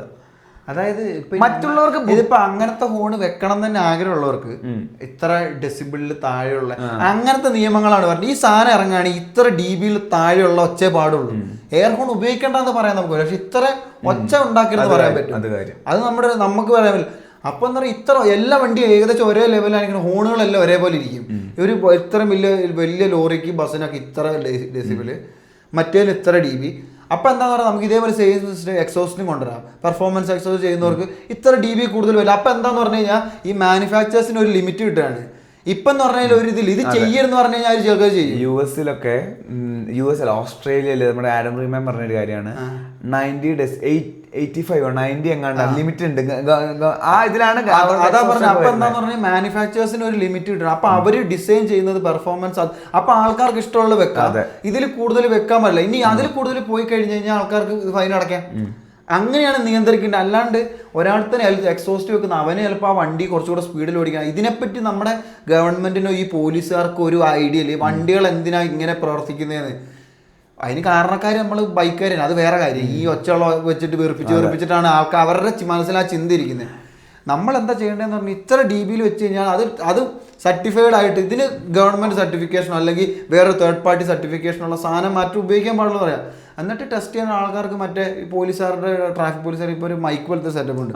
അത് അതായത് റിവ്യൂ ചെയ്യുമ്പോഴല്ല, സാധാ ഐഡിലെങ്കിൽ എത്ര dB ഉണ്ടെന്ന് നോക്കിയാൽ മതി. കാരണം റിവ്യൂ ചെയ്യുമ്പോൾ എന്തായാലും കുറച്ച് കഴിയുമ്പോൾ ഒച്ച കൂടും. അപ്പോൾ ഐഡലിങ്ങിന് 90ഉം റിവ്യൂ ഹൈ ഇതിൽ റിവ്യൂ ചെയ്യുന്ന സമയത്ത് ഒരു 100ഓ 105ഓ അത്ര 110ഒക്കെ എത്തുന്ന രീതിയിൽ നിന്ന് കഴിഞ്ഞാൽ രണ്ട് കാര്യങ്ങളാണ്. നമുക്ക് ആൾക്കാർക്ക് ഇഷ്ടമുള്ള എക്സോസ്റ്റ് പോലത്തെ സാധനങ്ങൾ, അല്ലെങ്കിൽ ഇതേപോലെ ഹെയർ ഹോൺ പോലത്തെ ആക്സസറികൾ ഉപയോഗിക്കാനുള്ളൊരു അവസരം കിട്ടും, ആരെ പേടിക്കാണ്ട്. പിന്നെ രണ്ടാമത്തെ കാര്യം, മാനുഫാക്ചേഴ്സിന് അവർക്ക് ഉണ്ടാക്കുന്ന സാധനത്തിന് അവർക്കൊരു ലിമിറ്റ് കിട്ടുകയാണ്. അപ്പം എന്താണ് അവരുണ്ടാക്കുന്ന ആ ഗ്യാപ്പിൽ കൃത്യമായിട്ട് നിയമങ്ങൾ പാലിച്ചുകൊണ്ടുള്ള, അപ്പം മൊത്തത്തിൽ നമ്മളെല്ലാവരും ഒരേപോലെ ആവുകയാണ്. അതായത് ഞാൻ ബൈക്കിൻ്റെ അത് സത്യം പറയാൻ നമ്മളതൊന്ന് ഇരുന്ന് പറയേണ്ടത്, സത്യം പറയാമല്ലോ, എനിക്ക് തോന്നുന്നു നമ്മുടെ കേരളത്തിൽ ഇന്ത്യയിലെ തന്നെ ഇത് ട്രാഫിക് ഓർഡർ ആവണമെങ്കിൽ കുറച്ച് എഫേർട്ട് ഇടണം. ഞാൻ പറയുമ്പോൾ കുറച്ച് പുതിയ പിള്ളേരെ, യുവജനങ്ങളെ പുതുതായിട്ട് ഈ ഫീൽഡിലേക്ക് ഇത് കാറ്റഗറി. ഒന്നാമത്തെ കാര്യം എന്താന്ന് പറഞ്ഞാൽ നമ്മുടെ നേതാക്കന്മാരല്ല, നമ്മുടെ തലപ്പത്തിരിക്കുന്ന ആൾക്കാരെ സംബന്ധിച്ച് അവരെ സംബന്ധിച്ചുള്ള ഈ പുതിയ പ്രശ്നങ്ങളൊന്നും അവരുടെ മനസ്സിൽ എത്തുന്നില്ല എന്ന് എനിക്ക് തോന്നുന്നു. അവരുടെ സംബന്ധിച്ചുള്ള അവർ വളർന്ന സാഹചര്യത്തിന്റെ ആ രീതിയിലാണ് അവരിപ്പോൾ ഈ കാലഘട്ടത്തെ കാണുന്നത്. നമുക്ക് മാറ്റങ്ങൾ, നമുക്ക് റോഡുകൾ മാത്രമല്ല മാറ്റങ്ങൾ വരേണ്ടത്, നമുക്ക് ആൾക്കാരുടെ ഇഷ്ടങ്ങൾക്കനുസരിച്ച് അവരുടെ സ്വാതന്ത്ര്യത്തിൽ അവർക്ക് ഇഷ്ടമുള്ള കാര്യം ചെയ്യാനുള്ള അവസരം കിട്ടണം. അതിനാണ് നിയമങ്ങൾ മാറേണ്ടത്. ആ മാറ്റം വരുന്ന സമയത്ത് മറ്റുള്ളവർക്ക് പ്രശ്നം തട്ടുമ്പോഴാണ് ഈ നിയമങ്ങൾ നമ്മൾ സഹായിക്കുന്നത്. അല്ലാതെ ഒരുത്തൻ്റെ ആഗ്രഹത്തെ അവൻ പൈസ കൊടുത്തു വാങ്ങിയ സാധനത്തെ തൊടണ്ടെന്ന് പറയാനുള്ള ആഗ്രഹമല്ല, അതിനല്ല നിയമങ്ങൾ ഉപയോഗിക്കണ്ടേ. നമ്മളിതിനെ മൊത്തത്തിൽ സമൂഹത്തെ ഓർഡർ ആക്കാനാണ്. ഒരു സാധനത്തെ തടയുക എന്നുള്ളതല്ല, അതിനേക്കാൾ ഉപരി ആർക്കും ബുദ്ധിമുട്ടില്ലാത്ത രീതിയിൽ മുമ്പോട്ട് കൊണ്ടുപോകാൻ സ്വാതന്ത്ര്യത്തിൽ മറ്റുള്ളവർക്ക് ശല്യമില്ലാത്ത രീതിയിൽ ഇതാക്കാനുള്ള രീതി ചെയ്യാം. അതെ. അപ്പൊ ഞാൻ വേറൊരു കാര്യം എന്താ പറഞ്ഞു തന്നത്, ഈ ബസ്സിന് ഓർഡർ ആക്കാൻ വേറെ ഉണ്ട്, ഇത് ഫുൾ മറ്റേത് കൊടുക്കുക, ഓൺലൈൻ ടാപ്പിങ്ങിന്റെ ഒരു സിസ്റ്റം ആക്കുക. ടിക്കറ്റ് ഒക്കെ എടുക്കുന്നത് ടാപ്പ് ചെയ്യുക, നമ്മൾ കാർഡ് ടാപ്പ് ചെയ്യുന്ന പോലെ തന്നെ ഇത് വെച്ചിട്ടുള്ള സെറ്റപ്പ്. ചിലർക്ക് മറ്റേ ഫോണിലൊക്കെ വെച്ച് ഇപ്പോൾ RFID ഒക്കെ ഉള്ളതുകൊണ്ട് ചെയ്യാൻ സാധിക്കും. അങ്ങനെയുള്ള ടാപ്പ് ചെയ്തിട്ട് കയറുക, എന്നിട്ട് ഡോർ തുറക്കുക, കയറുക. അതാകുമ്പോൾ എന്താണെന്ന് പറയുമ്പോൾ വേറെ പ്രശ്നങ്ങളൊന്നും വരുന്നില്ല. നമുക്കിപ്പോൾ ഇത്ര വണ്ടിയിൽ ഇത്ര ആൾക്കാരെ കയറ്റുമ്പോൾ ഇത്ര ആൾക്കാരെ കയറുള്ളൂ. അപ്പോൾ എന്താ പറയുക, മൊത്തത്തിൽ ഒരു ഓർഡർ ആവുകയാണ്. അപ്പോൾ എന്താ ഗുണം എന്ന് പറഞ്ഞു കഴിഞ്ഞാൽ, ഒരാൾ ഈ നമ്മൾ ദൂരെ യാത്രയ്ക്ക് പോകുന്ന പോലെ 2 ഡ്രൈവർമാർ തന്നെ ആ വണ്ടിയിൽ, അപ്പോൾ കണ്ടക്ടറുടെ ആവശ്യമില്ല. പക്ഷെ ഒരാൾ അവിടെ 2 പേരുണ്ടെങ്കിൽ ഈ ദൂരയാത്ര പോകുന്നവർക്ക് മാറി മാറി വണ്ടി ഓടിക്കാം. ബാക്കി വണ്ടിയിൽ എന്തെങ്കിലും പ്രശ്നങ്ങൾ പറ്റിയാൽ ഒരാൾ നോക്കാനുണ്ട്. പിന്നെ ഈ ബെല്ലടിക്കാനെങ്കിൽ എല്ലായിടത്തും സ്വിച്ച് ഉണ്ടല്ലോ, സ്വിച്ച് വെക്കുക. സംഭവം ഇങ്ങനെ ചെയ്ത പക്ഷെ കുറച്ച് പേരുടെ പണി പോകാൻ സാധ്യതയുണ്ട്, ഈ കിളി അങ്ങനത്തെ ആൾക്കാരുടെ പണി. പക്ഷെ എന്താന്ന് പറയുന്നത്, മൊത്തത്തിലൊരു നിയമം ഓർഡർ കിട്ടും. അല്ല, നമുക്ക് എല്ലാം ഒന്നും ചില കാര്യങ്ങളിൽ സാക്രിഫൈസ് ചെയ്താലേ ചില കാര്യങ്ങൾ നേടാൻ പറ്റത്തുള്ളൂ. അതില്ലാണ്ട് അവരെ നിർത്തി തന്നെ ചെയ്യിക്കണം. എന്നാലും വിഷയമല്ല, ഈ പരിപാടികൾ കൊണ്ടുവരും. അതായത് വണ്ടി ഓടിക്കാറുന്ന 2 പേര് വണ്ടിയിൽ ഉണ്ടായിരിക്കണം, നിർബന്ധമായിട്ട് ലൈസൻസ് ഉള്ള 2 പേരുണ്ടായിരിക്കണേ. അതായത് ഈ ലോങ് ഇത്രയും പോകുന്നതിൽ എന്നുള്ള രീതിയിലേക്ക് വരും. ഇനിയിപ്പോൾ അങ്ങനെയാണോ അവർ ഓടിക്കുന്നത് അറിയില്ല. പക്ഷെ എനിക്ക് തോന്നുന്നില്ല പ്രൈവറ്റിലൊക്കെ ഡ്രൈവർ ആയിരിക്കും, 2 പേരും ഡ്രൈവർ. പ്രൈവറ്റിൽ അങ്ങനെയാണോ എന്ന് എനിക്ക് അറിയില്ല. അങ്ങനെയാണെങ്കിൽ നല്ലത്. പ്രൈവറ്റിൽ അത്രയും ദൂരം ഒന്നും പോകുന്നില്ലല്ലോ. അല്ല, മറ്റേ ഈ ലോങ് ഇതൊക്കെ പോകുന്ന മറ്റേ രാത്രിയൊക്കെ പാഞ്ഞു പോകുന്ന വണ്ടികളുണ്ടാവും. എന്താ ഇന്റർ ഡിസ്ട്രിക്റ്റോ അങ്ങനെ എന്താ പറഞ്ഞിട്ടല്ലേ പോവാ, 2 ഡിസ്ട്രിക്റ്റ് കടന്നു പോകുന്നത്. ചിലപ്പോൾ ഉണ്ടാവില്ല, ഇവരിപ്പോൾ കോഴിക്കോടും തൃശ്ശൂരും ഇവിടെയൊക്കെ പോകുന്നുണ്ടാവില്ല. നമ്മുടെ ഇവിടെ തന്നെ കണ്ണൂരല്ലേ തൃശ്ശൂരൊക്കെ പോകുന്നുണ്ടല്ലോ. അപ്പോൾ തൃശ്ശൂരൊക്കെ പോകുമ്പോൾ എറണാകുളത്ത് പോകുന്ന വണ്ടികളുണ്ടാവുമല്ലോ, എറണാകുളത്ത് പോകുന്ന വണ്ടി തിരുവനന്തപുരത്ത് പോകുന്ന വണ്ടി ഉണ്ടാവില്ല. അതാ പറഞ്ഞേ. അപ്പോൾ അങ്ങനത്തെ മാറ്റങ്ങൾ, എങ്ങനത്തെ നമ്മളത് ഇതിനെ കൃത്യമായിട്ട് പഠിക്കണം. ഈ സംഭവം എങ്ങനെ നമുക്ക് നിലനിർത്തിക്കൊണ്ട് പോയി നമുക്ക് പറ്റുമെന്ന്. അപ്പോൾ എന്താണെന്ന് പറഞ്ഞു കഴിഞ്ഞാൽ, നമ്മളിങ്ങനെ കുറേ മാറ്റങ്ങളുണ്ട് കൊണ്ടുവന്ന് കഴിഞ്ഞാൽ, നേരത്തെ പറഞ്ഞ പോലെ 80 കിലോമീറ്ററിലാക്കുന്നത് വണ്ടി വേറെ സ്പീഡ് ഗവർണർ നമ്മൾ വേറെ തേർഡ് പാർട്ടി കൊണ്ട് കയറ്റില്ല. ഇത് വണ്ടി ഇവർ വാങ്ങുന്ന സമയത്ത് ഈ വണ്ടിയുടെ എഞ്ചിനോട് ഇത്രേ പോകാൻ പറ്റുള്ളൂ, മാനുഫാക്ചർ കൊണ്ട് ഇത് മാറ്റാൻ പറ്റാത്ത രീതിയിൽ എന്തെങ്കിലും ലോക്ക് ചെയ്തിട്ട് ഒരു വണ്ടി അങ്ങ് ഇറക്കുക. അല്ലാത്ത വണ്ടി നിരത്തിൽ ഇറക്കണ്ട. അല്ല, എന്തായാലും മാനുഫാക്ചർ ചെയ്യുക, കാരണം ഇത്രയും വണ്ടി വിറ്റ് പോകുന്നത്. അതെ. അപ്പം എന്താന്ന് പറഞ്ഞാൽ അങ്ങനത്തെ വണ്ടികൾ മാത്രം കൊടുക്കുക. പിന്നെ ഇപ്പോൾ പ്രൈവറ്റ് ബസ് എന്ന് പറഞ്ഞാലും കാര്യം അല്ല, മറ്റേ ടൂറിസ്റ്റ് ബസ്സിന് കുറച്ച് സ്പീഡ് കൊടുക്കാന്ന് അങ്ങനത്തെ വേണ്ട.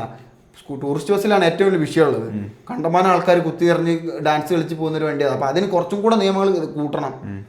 എന്നാൽ ടൂറിസ്റ്റ് ബസ്സിൻ്റെ കാര്യം പറഞ്ഞു, ഈ ആവശ്യമില്ലാണ്ട് സ്ഥലത്ത് പോയിട്ട് പാട്ടും കൂത്തും ഡാൻസ് കളിച്ച് മറ്റുള്ളവർക്ക് ശല്യം ഉണ്ടാക്കുന്ന രീതിയിൽ വെറുപ്പിക്കുന്ന ആൾക്കാർ സ്ഥലം കാണാൻ പോയി ഇവരുടെ തുള്ളാണ്. പിന്നെ ഇപ്പോൾ ഓവർ LED ലൈറ്റുകളൊക്കെ ഒഴിവാക്കണം മറ്റുള്ളവരുടെ വണ്ടി. അതായത് LED ലൈറ്റ് എന്താ പറയുക, LED ലൈറ്റ് വെക്കുന്നോണ്ട് ഇത് പുറത്തേക്ക് വരുത്താതിരുന്നത്, പ്രൊജക്ട് ചെയ്ത് മറ്റുള്ളവരുടെ വണ്ടി. ഈ സാധനം പുറത്തേക്ക് വരരുത്. ഉള്ളിൽ ലൈറ്റോ സ്പീക്കറോ എന്തോ ഈ ഇതൊന്നും വെളിയിലേക്ക് വരരുത്. അതിൻ്റെ ഇതേപോലെ സെയിം സാധനം ചെയ്യണം. സ്പീക്കർ എത്ര വേണമെങ്കിലും വെച്ചോ, ഇത്ര dBക്കുള്ളിലുള്ള സൗണ്ട് പോയി വണ്ടിയിൽ നിന്ന്, അതായത് വണ്ടിയിൽ നിന്ന് വെളിയിലേക്ക് വരരുത്. ഇപ്പൊ പാട്ടിട്ട് അല്ലെങ്കിൽ വേണ്ട, അല്ലെങ്കിൽ അത് കുഴപ്പമില്ല. അപ്പൊ ടാക്സിൽ അതനുസരിച്ച് കൂട്ടാം, അങ്ങനെ ഇതാക്കണം. അല്ലാണ്ട് അവരോട് ഊരാൻ പറയരുത്. ഈ ശല്യം ചെയ്യുന്നതിനുള്ള തുക വേറെ വാങ്ങാം. അതെ. അല്ലെങ്കിൽ അതിനെന്തെങ്കിലും പരിഹാരമാർഗം അല്ലാണ്ട് കാണുക. ഇല്ലെങ്കിൽ അതേപോലെ സ്പീക്കറിൽ നല്ല പാട്ട് കേൾക്കുന്നതുകൊണ്ട് വിഷയമില്ല, ഇത് മറ്റുള്ളവർക്കൊരു ശല്യമാകുമ്പോഴാണ് വിഷയം. അതെ. ഇപ്പൊ എവിടെയെങ്കിലും പോയി പാട്ട് കേൾക്കണി, ആളില്ലാത്ത സ്ഥലത്ത് ഈ വണ്ടി ഇടാൻ പറ്റുന്ന ഒരു സ്ഥലം നോക്കിയിട്ട് പാട്ട് ഇടുക, ഡാൻസ് കളിക്കും. ഇപ്പോൾ കഴിഞ്ഞ ദിവസം ഞാനിപ്പോഴാണെന്ന് അറിയാം, നമ്മുടെ ഊട്ടി പോകുന്ന വഴിക്ക് എപ്പോഴുള്ള വിഷയം, നമ്മൾ ഈ കേരളത്തിൽ നിന്നുള്ള ആൾക്കാർ അവിടെ റോഡ് സൈഡിൽ കൊണ്ടുപോയി വണ്ടി ഇട്ടിട്ട് ഈ ഡാൻസ് കളിയും കൂത്തും പാട്ടുമാണ്. അവിടെ ആ വഴി കൂടെ കയറ്റം കയറുന്ന കൂടുതലൂടെ കയറ്റം കയറി പോകുന്ന വഴി എനിക്ക് അറിയില്ലേ, അതിന് ആ ഒരു വണ്ടിക്ക് പോകാനുള്ള ഗ്യാപ്പുള്ളൂ. ഒന്നാം സൈഡും പോയില്ല, കട്ടറുമായിട്ട് ആ വല്ലപ്പോഴും ഇതായിട്ട് ആൾക്കാർ ആ പ്രകൃതി ഭംഗിയൊക്കെ ആസ്വദിക്കാൻ വരുമ്പോഴാണ് ഇവിടെ മറ്റേ പാണ്ടിമേള പാട്ടും കൂത്തിട്ട് ചെല്ലുകയാണ് അങ്ങോട്ടേക്ക് വെറുപ്പിക്കാൻ വേണ്ടിയിട്ട്. എന്നിട്ട് ഇന്ന് റോട്ടിൽ നിന്ന് ഡാൻസ് കളി, അത് നമ്മുടെ വിഷയമാണ്. നമുക്ക് ഈ നടുറോട്ടിൽ നിന്ന് ഡാൻസ് കളിക്കുന്നത് എന്തത്ര ആഗ്രഹം. ആ റോട്ടിൽ നിന്ന് മാറിയിട്ട് വേറെ എവിടെയെങ്കിലും പോയി ഡാൻസ് കളിക്കുക. നമ്മൾ ഈ നടുറോട്ടിൽ തന്നെ കളിക്കണം എന്നുള്ളത് എന്താ, വേറെ ആളില്ലാത്ത സ്ഥലത്ത് പോയി കളിക്കുക. ഇന്ന് കുറച്ച് നേരത്തെ ഒരു വീഡിയോ ഉണ്ടായിരുന്നു നമ്മളിവിടെ താഴ്ന്നു. അതായത് ഒരു വിദേശിയാന്ന് തോന്നുന്നു, ഒരു വലിയ GS-ന്റെ 1200 ലഡാക്കിലൂടെ പോവാണ്.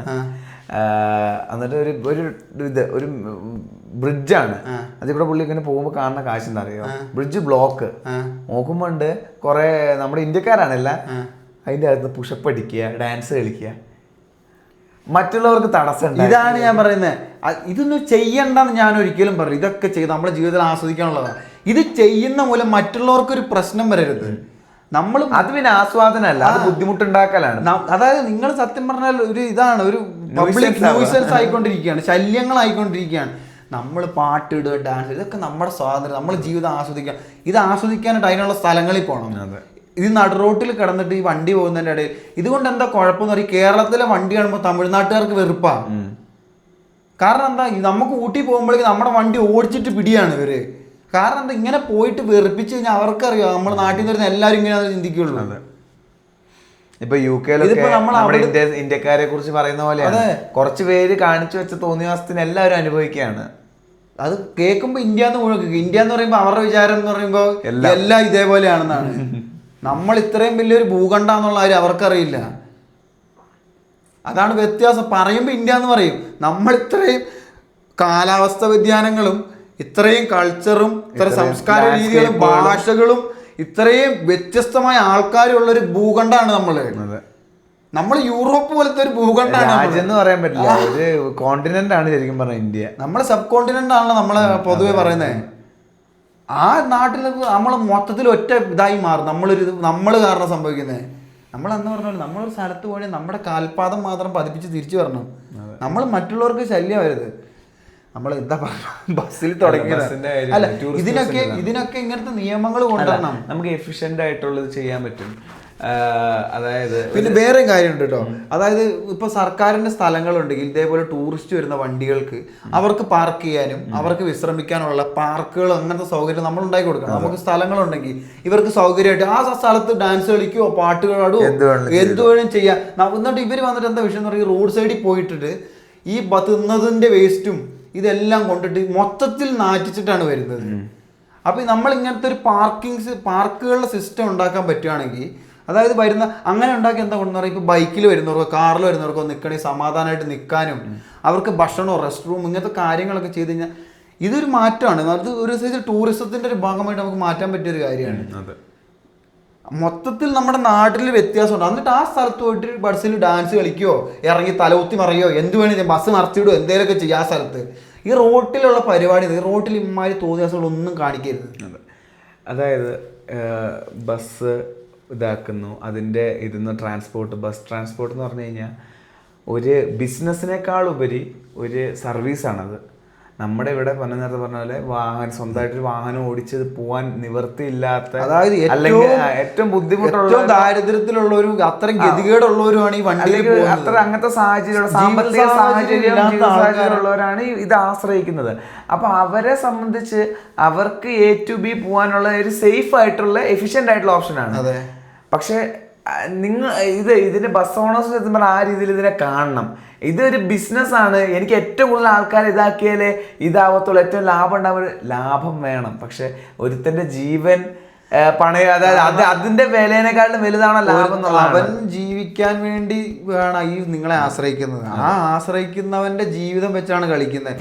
അവനിലൂടെ ആയിരിക്കും ഇപ്പൊ അന്ന് ആരോ മരിച്ചു എന്ന് പറഞ്ഞാൽ ആ ഒരു വ്യക്തിയിലൂടെ ആയിരിക്കും അവരുടെ ജീവിതം, ആ വീടിന്റെ ജീവിതമാർഗം പോകുന്നത്.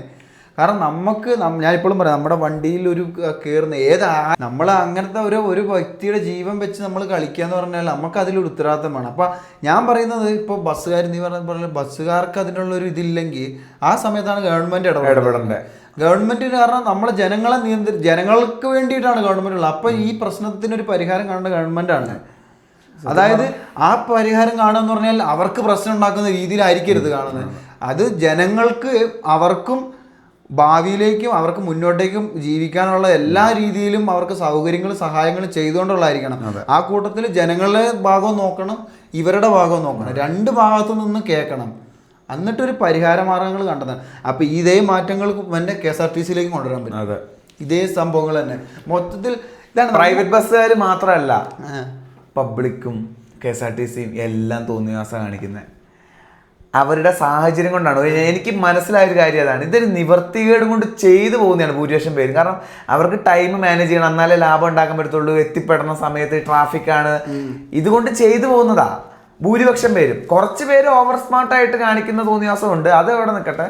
ഇതുകൊണ്ടാണ്. അപ്പം എന്താന്ന് പറഞ്ഞാൽ ഈ ഒരു റഷ് ഗവൺമെന്റിന്റെ ഇടപെടലിൽ കുറയ്ക്കണം പല വഴികൾ ഉപയോഗിച്ച്.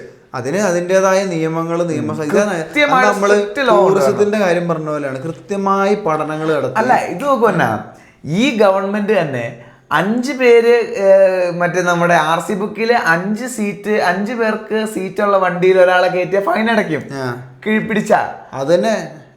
അപ്പൊ അങ്ങനെയുള്ള ഈ ബസ്സില് ഈ സീറ്റിൽ ഒരാൾ നിന്നായിരുന്നു ഫൈൻ അടയ്ക്കാൻ എന്തുകൊണ്ട് ചെയ്യുന്നില്ല? അതിന് അടയ്ക്കുന്നുണ്ടോ?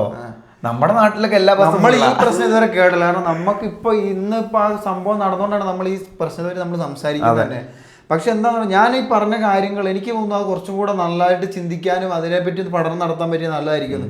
കൃത്യമായിട്ട് ആ ബസ്സിൽ അത്രയും ആൾക്കാരെ മാത്രമേ കയറ്റാൻ പാടുള്ളൂ. ഇതേപോലെ ഓട്ടോമാറ്റിക് ടിക്കറ്റിന്റെ സിസ്റ്റം കൊണ്ടുവരണം.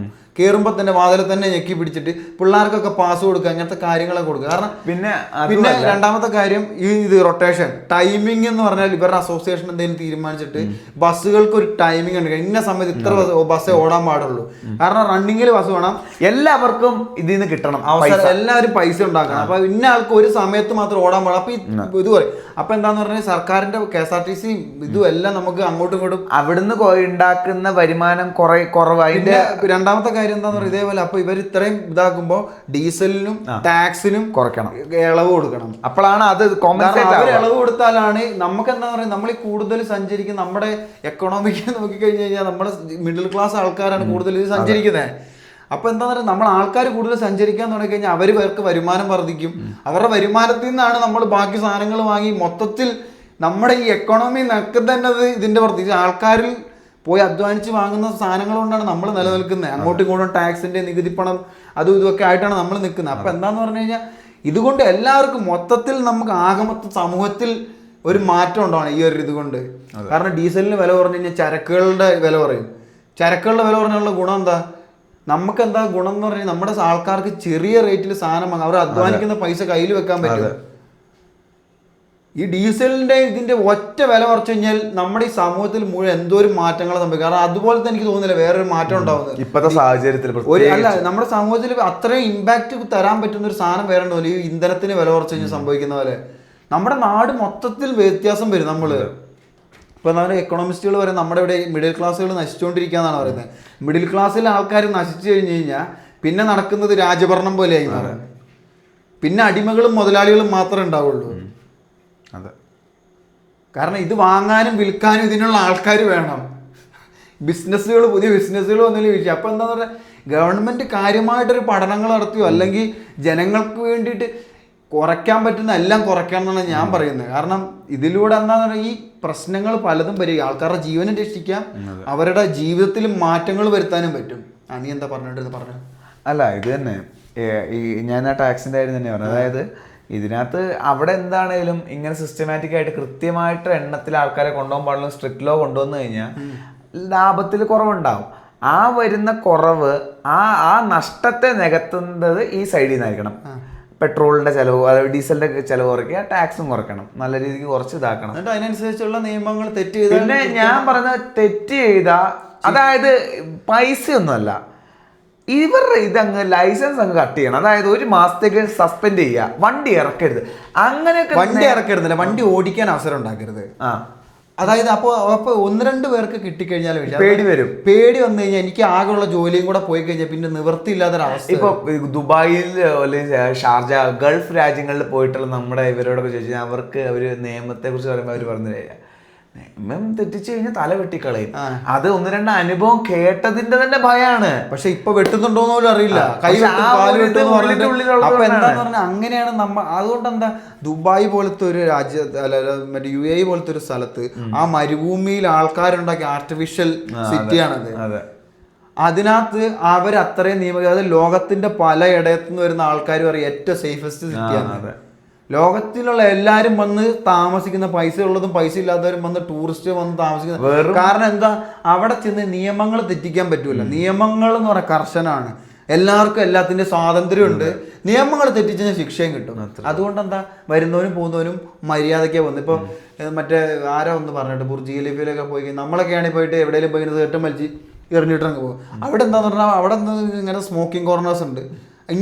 അത് ആൾക്കാർക്ക് എന്താണ് ആവശ്യം അതിനുള്ള സൗകര്യങ്ങൾ ഉണ്ടാക്കി കൊടുക്കുക. ഇപ്പൊ വലിക്കണം എന്നുള്ളവർ റോട്ടിൽ നിന്ന് വലിച്ചു കുറ്റി ഇടുന്നേക്കാളും നല്ലത് ഒരു സ്ഥലം ഉണ്ടാക്കി കൊടുക്കുക, അവിടെ നിന്ന് വലിച്ചോളുക, അതിനുള്ള ആ സ്ഥലത്തിനുള്ള എന്തെങ്കിലും ടാക്സ് കൊടുക്കണമെങ്കിൽ അല്ലെങ്കിൽ ചെറിയ പൈസയും കൊടുത്തിരുന്ന് വലിച്ച് സമാധാനമായിട്ടിരുന്ന് വലിച്ച് ആ കുറ്റി അവിടെ കളഞ്ഞ് അപ്പം എന്താ വേസ്റ്റ് നിക്ഷേപിക്കും, ഇത് റോട്ടിലേക്കൊന്നും വരൂല.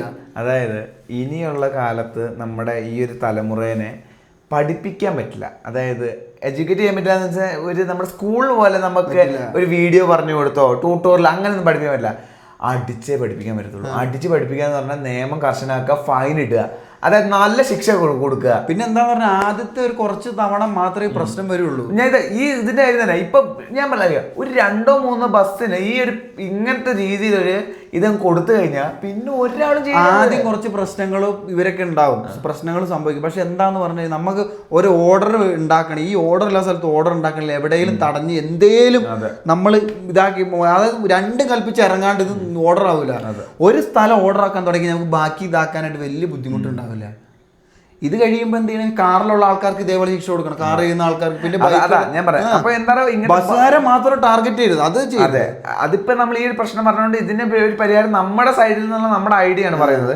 ഇതേപോലെ തന്നെ എൻ്റെ ഈ ട്രാഫിക് ഏറ്റവും ബെറ്റർ ആക്കാൻ പറ്റിയതെന്ന് പറഞ്ഞാൽ ഈ ബൈക്കിലുള്ള സിസ്റ്റമാണ്. അതായത് അമേരിക്കയിലുള്ളവർ ബൈക്കിൽ പോലീസിന് എല്ലാ ഫെസിലിറ്റിയും മറ്റേ റഡാർ ഗണ്ണും. നമ്മുടെ ഇവിടെ നമ്മുടെ വയനാട്ടിലേക്ക് 3-4 എങ്ങാണ്ടേ ഉള്ളൂ മറ്റേ സ്പീഡ് ക്യാമറയുടെ സാധനം വണ്ടി ഉള്ളത്. അത് ആ വലിയ വണ്ടിയിൽ 4 പോലീസുകാർ ചേർന്നൊക്കെ ചെയ്യുന്നത്. അതിന് വളരെ എഫിഷ്യന്റ്, കുറച്ച് പൈസ. അപ്പൊ ആ വണ്ടിയിലുള്ള കുറച്ച് പൈസ മുടക്കിയിട്ട് ഒരു 5 വണ്ടി ഇറക്കുകയാണെങ്കിൽ ഈ 5 പേർക്ക് 5 സ്ഥലത്ത് പോയിരിക്കാം. ഈ 900 കോടി രൂപയ്ക്ക് 100 AI ക്യാമറ വെച്ചിട്ട് അത് നോക്കാൻ വേറെ മനുഷ്യരെ വേറെ അതിൻ്റെ ഉള്ളിൽ വെച്ചിരിക്കുക.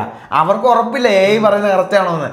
അതിന് പകരം കുറെ പേർക്ക് തൊഴിലും കിട്ടും, ഇത് എഫിഷ്യന്റ് ആയിട്ട് നിൽക്കും. ഞാൻ പറയാം, നമ്മൾ ഒന്ന് ആലോചിക്കും, ഇങ്ങനെ ബൈക്കിൽ പോലീസ് റഡാർ ഗണ്ണുമായിട്ട് നിൽക്കുന്നുണ്ടെന്നുള്ള മൈൻഡിൽ ചിന്ത ഉണ്ടെങ്കിൽ നമ്മൾ ശ്രദ്ധിച്ചു ഓടിക്കും. പണ്ട് ഞാൻ ലൈസൻസ് ഇല്ലാണ്ട് വണ്ടി ഓടിച്ചോണ്ടിരുന്ന സമയത്ത്, പണ്ട് ചെറിയ ക്ലാസ്സിലായിരുന്ന സമയത്ത്, അപ്പൊ നമ്മളെന്താ പറയുക ഊടുവഴി നമുക്കറിയാം പോലീസ് എവിടെ നിൽക്കും എന്നുള്ളത്. അപ്പൊ എന്താന്ന് പറഞ്ഞാൽ ആ രീതിയിലുള്ള പേടി വരുത്തണം. ഞാൻ ലൈസൻസ് ഇല്ലാണ്ട് വണ്ടി ഓടിക്കാൻ പ്രോത്സാഹിപ്പിക്കല്ലോ കേട്ടോ, അത് വേറെ കാര്യം. അത് ചെയ്ത് തെറ്റാന്ന് ഇപ്പൊ മനസ്സിലായി. അതേപോലെ നമുക്കറിയാം ഓരോ വഴിക്ക് ഏതെങ്കിലും വളവിൽ എവിടെ നിൽക്കും പോലീസ്, അതേപോലത്തെ ഉള്ളിൽ ഭയം ഉണ്ടാവണം. അപ്പൊ എന്താ, നിയമങ്ങൾ പാലിക്കുന്നവന് പേടിക്കേണ്ട കാര്യമില്ല. അതെ, എല്ലാം മൂക്കിന് പോലും. അപ്പൊ സർക്കാരിന് ജോലിക്കാരെ കൂടുതൽ തൊഴിലവസരങ്ങൾ കിട്ടും. ഇനിയിപ്പോൾ ഇതിലൂടെ ഫൈന് കുറേ പിടിക്കാൻ പറ്റുകയാണെങ്കിൽ കുറേ അങ്ങനത്തെ നമുക്ക് വരുമാനം അല്ലാണ്ട് വരും. കുറേ കഴിയുമ്പോൾ ആൾക്കാർ നല്ല രീതിയിൽ ഓടിക്കും. ഇത് നമുക്ക് ഇപ്പം മാറ്റം കാണില്ലെങ്കിൽ പതുക്കെ മാറ്റം മറ്റേ മുന്നിലേക്ക് കാണും.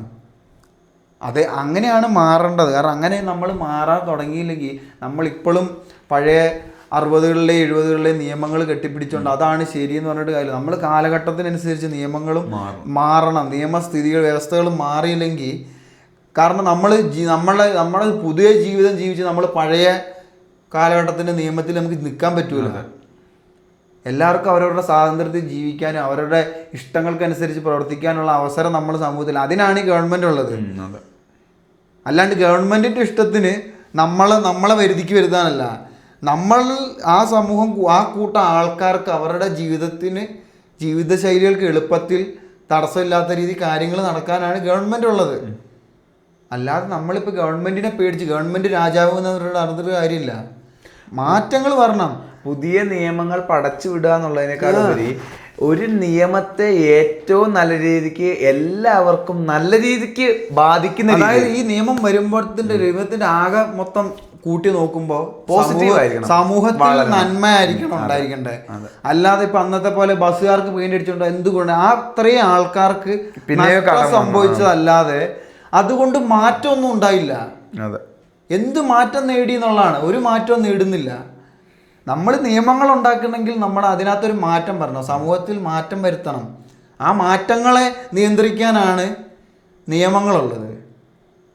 മാറ്റം അതിക്രമിച്ച് മറ്റുള്ളവർക്ക് പ്രശ്നം ഉണ്ടാവാതിരിക്കാൻ വേണ്ടി. പിന്നെ കർശനമായിട്ട് എൻ്റെ ഒരു അഭിപ്രായത്തിൽ നമ്മൾ ഇത് ഓടിക്കുന്ന ഡ്രൈവർമാർക്കും കുറച്ച് അവർക്ക് കംഫർട്ടുകൾ നമ്മൾ കർശന, അതായത് കുറച്ചും കൂടെ നല്ല കംഫർട്ടബിൾ ആയിട്ട് ബസ്സിൽ ഇരിക്കുമ്പോൾ നല്ല സീറ്റ്, AC, എയർ കണ്ടീഷനിങ്, അതൊക്കെ എന്ന് പറയുമ്പോൾ ഈ മറ്റേ ഇതിലിപ്പോൾ എയർ ബാഗും ഇതും വരുന്ന സ്റ്റാൻഡേർഡ് ആയിട്ട് വരുന്ന പോലെ, ABS സ്റ്റാൻഡേർഡ് ആയിട്ട് വരുന്ന പോലെ സ്റ്റാൻഡേർഡ് ആയിട്ട് ബസ്സിലുള്ളവർക്ക് ഡ്രൈവർ മോണിറ്ററിംഗ് സിസ്റ്റം വേണം. അതായത് ഉറങ്ങുന്നുണ്ടോ എന്ന് നോക്കാൻ പറ്റുന്ന ഒരു സാധനം വെക്കണം. ഇപ്പൊ ഇതിലൊക്കെ ഉണ്ടല്ലോ, ലോറികളിലൊക്കെ നിർബന്ധമാക്കി അതേപോലെ കൊണ്ടുപോകാം. ഇപ്പൊ ഒരു ക്യാമറ മുന്നിൽ ഒരു ക്യാമറ പുറകിലും മറ്റേ അത് വെച്ചിട്ട് കാര്യമില്ല.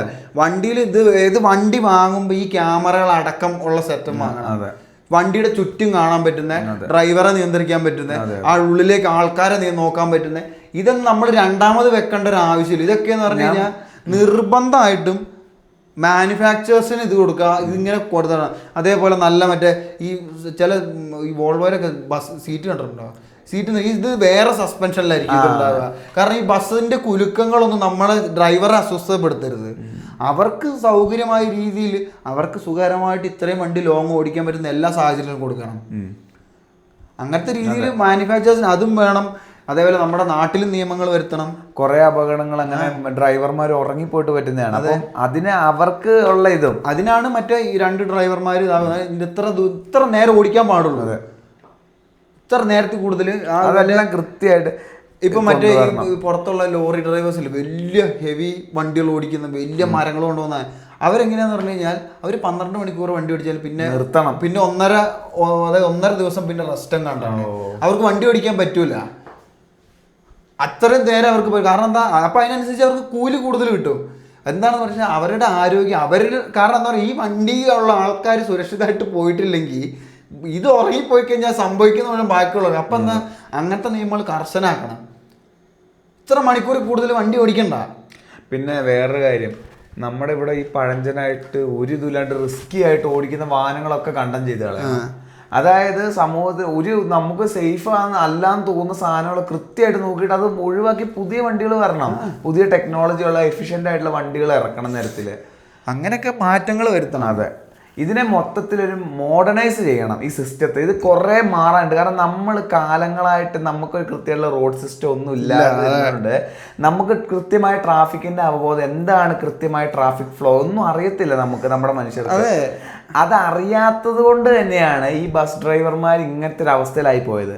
കൃത്യമായ ട്രാഫിക്, ഞാൻ ബസ് ഡ്രൈവർമാർ മാത്രമല്ല, മൊത്തത്തിൽ നമ്മുടെ ആൾക്കാർക്ക് ഒരു വണ്ടി ഓടിക്കുന്നതിന് ഒരു ധാരണയില്ല. കീ കൊടുക്കുക, ചവിട്ടി വിടുക എന്നുള്ള ഇത് മാത്രമേ ഉള്ളൂ. എൻ്റെ വഴി എന്നുള്ള ചിന്ത മാത്രമേ ഉള്ളൂ.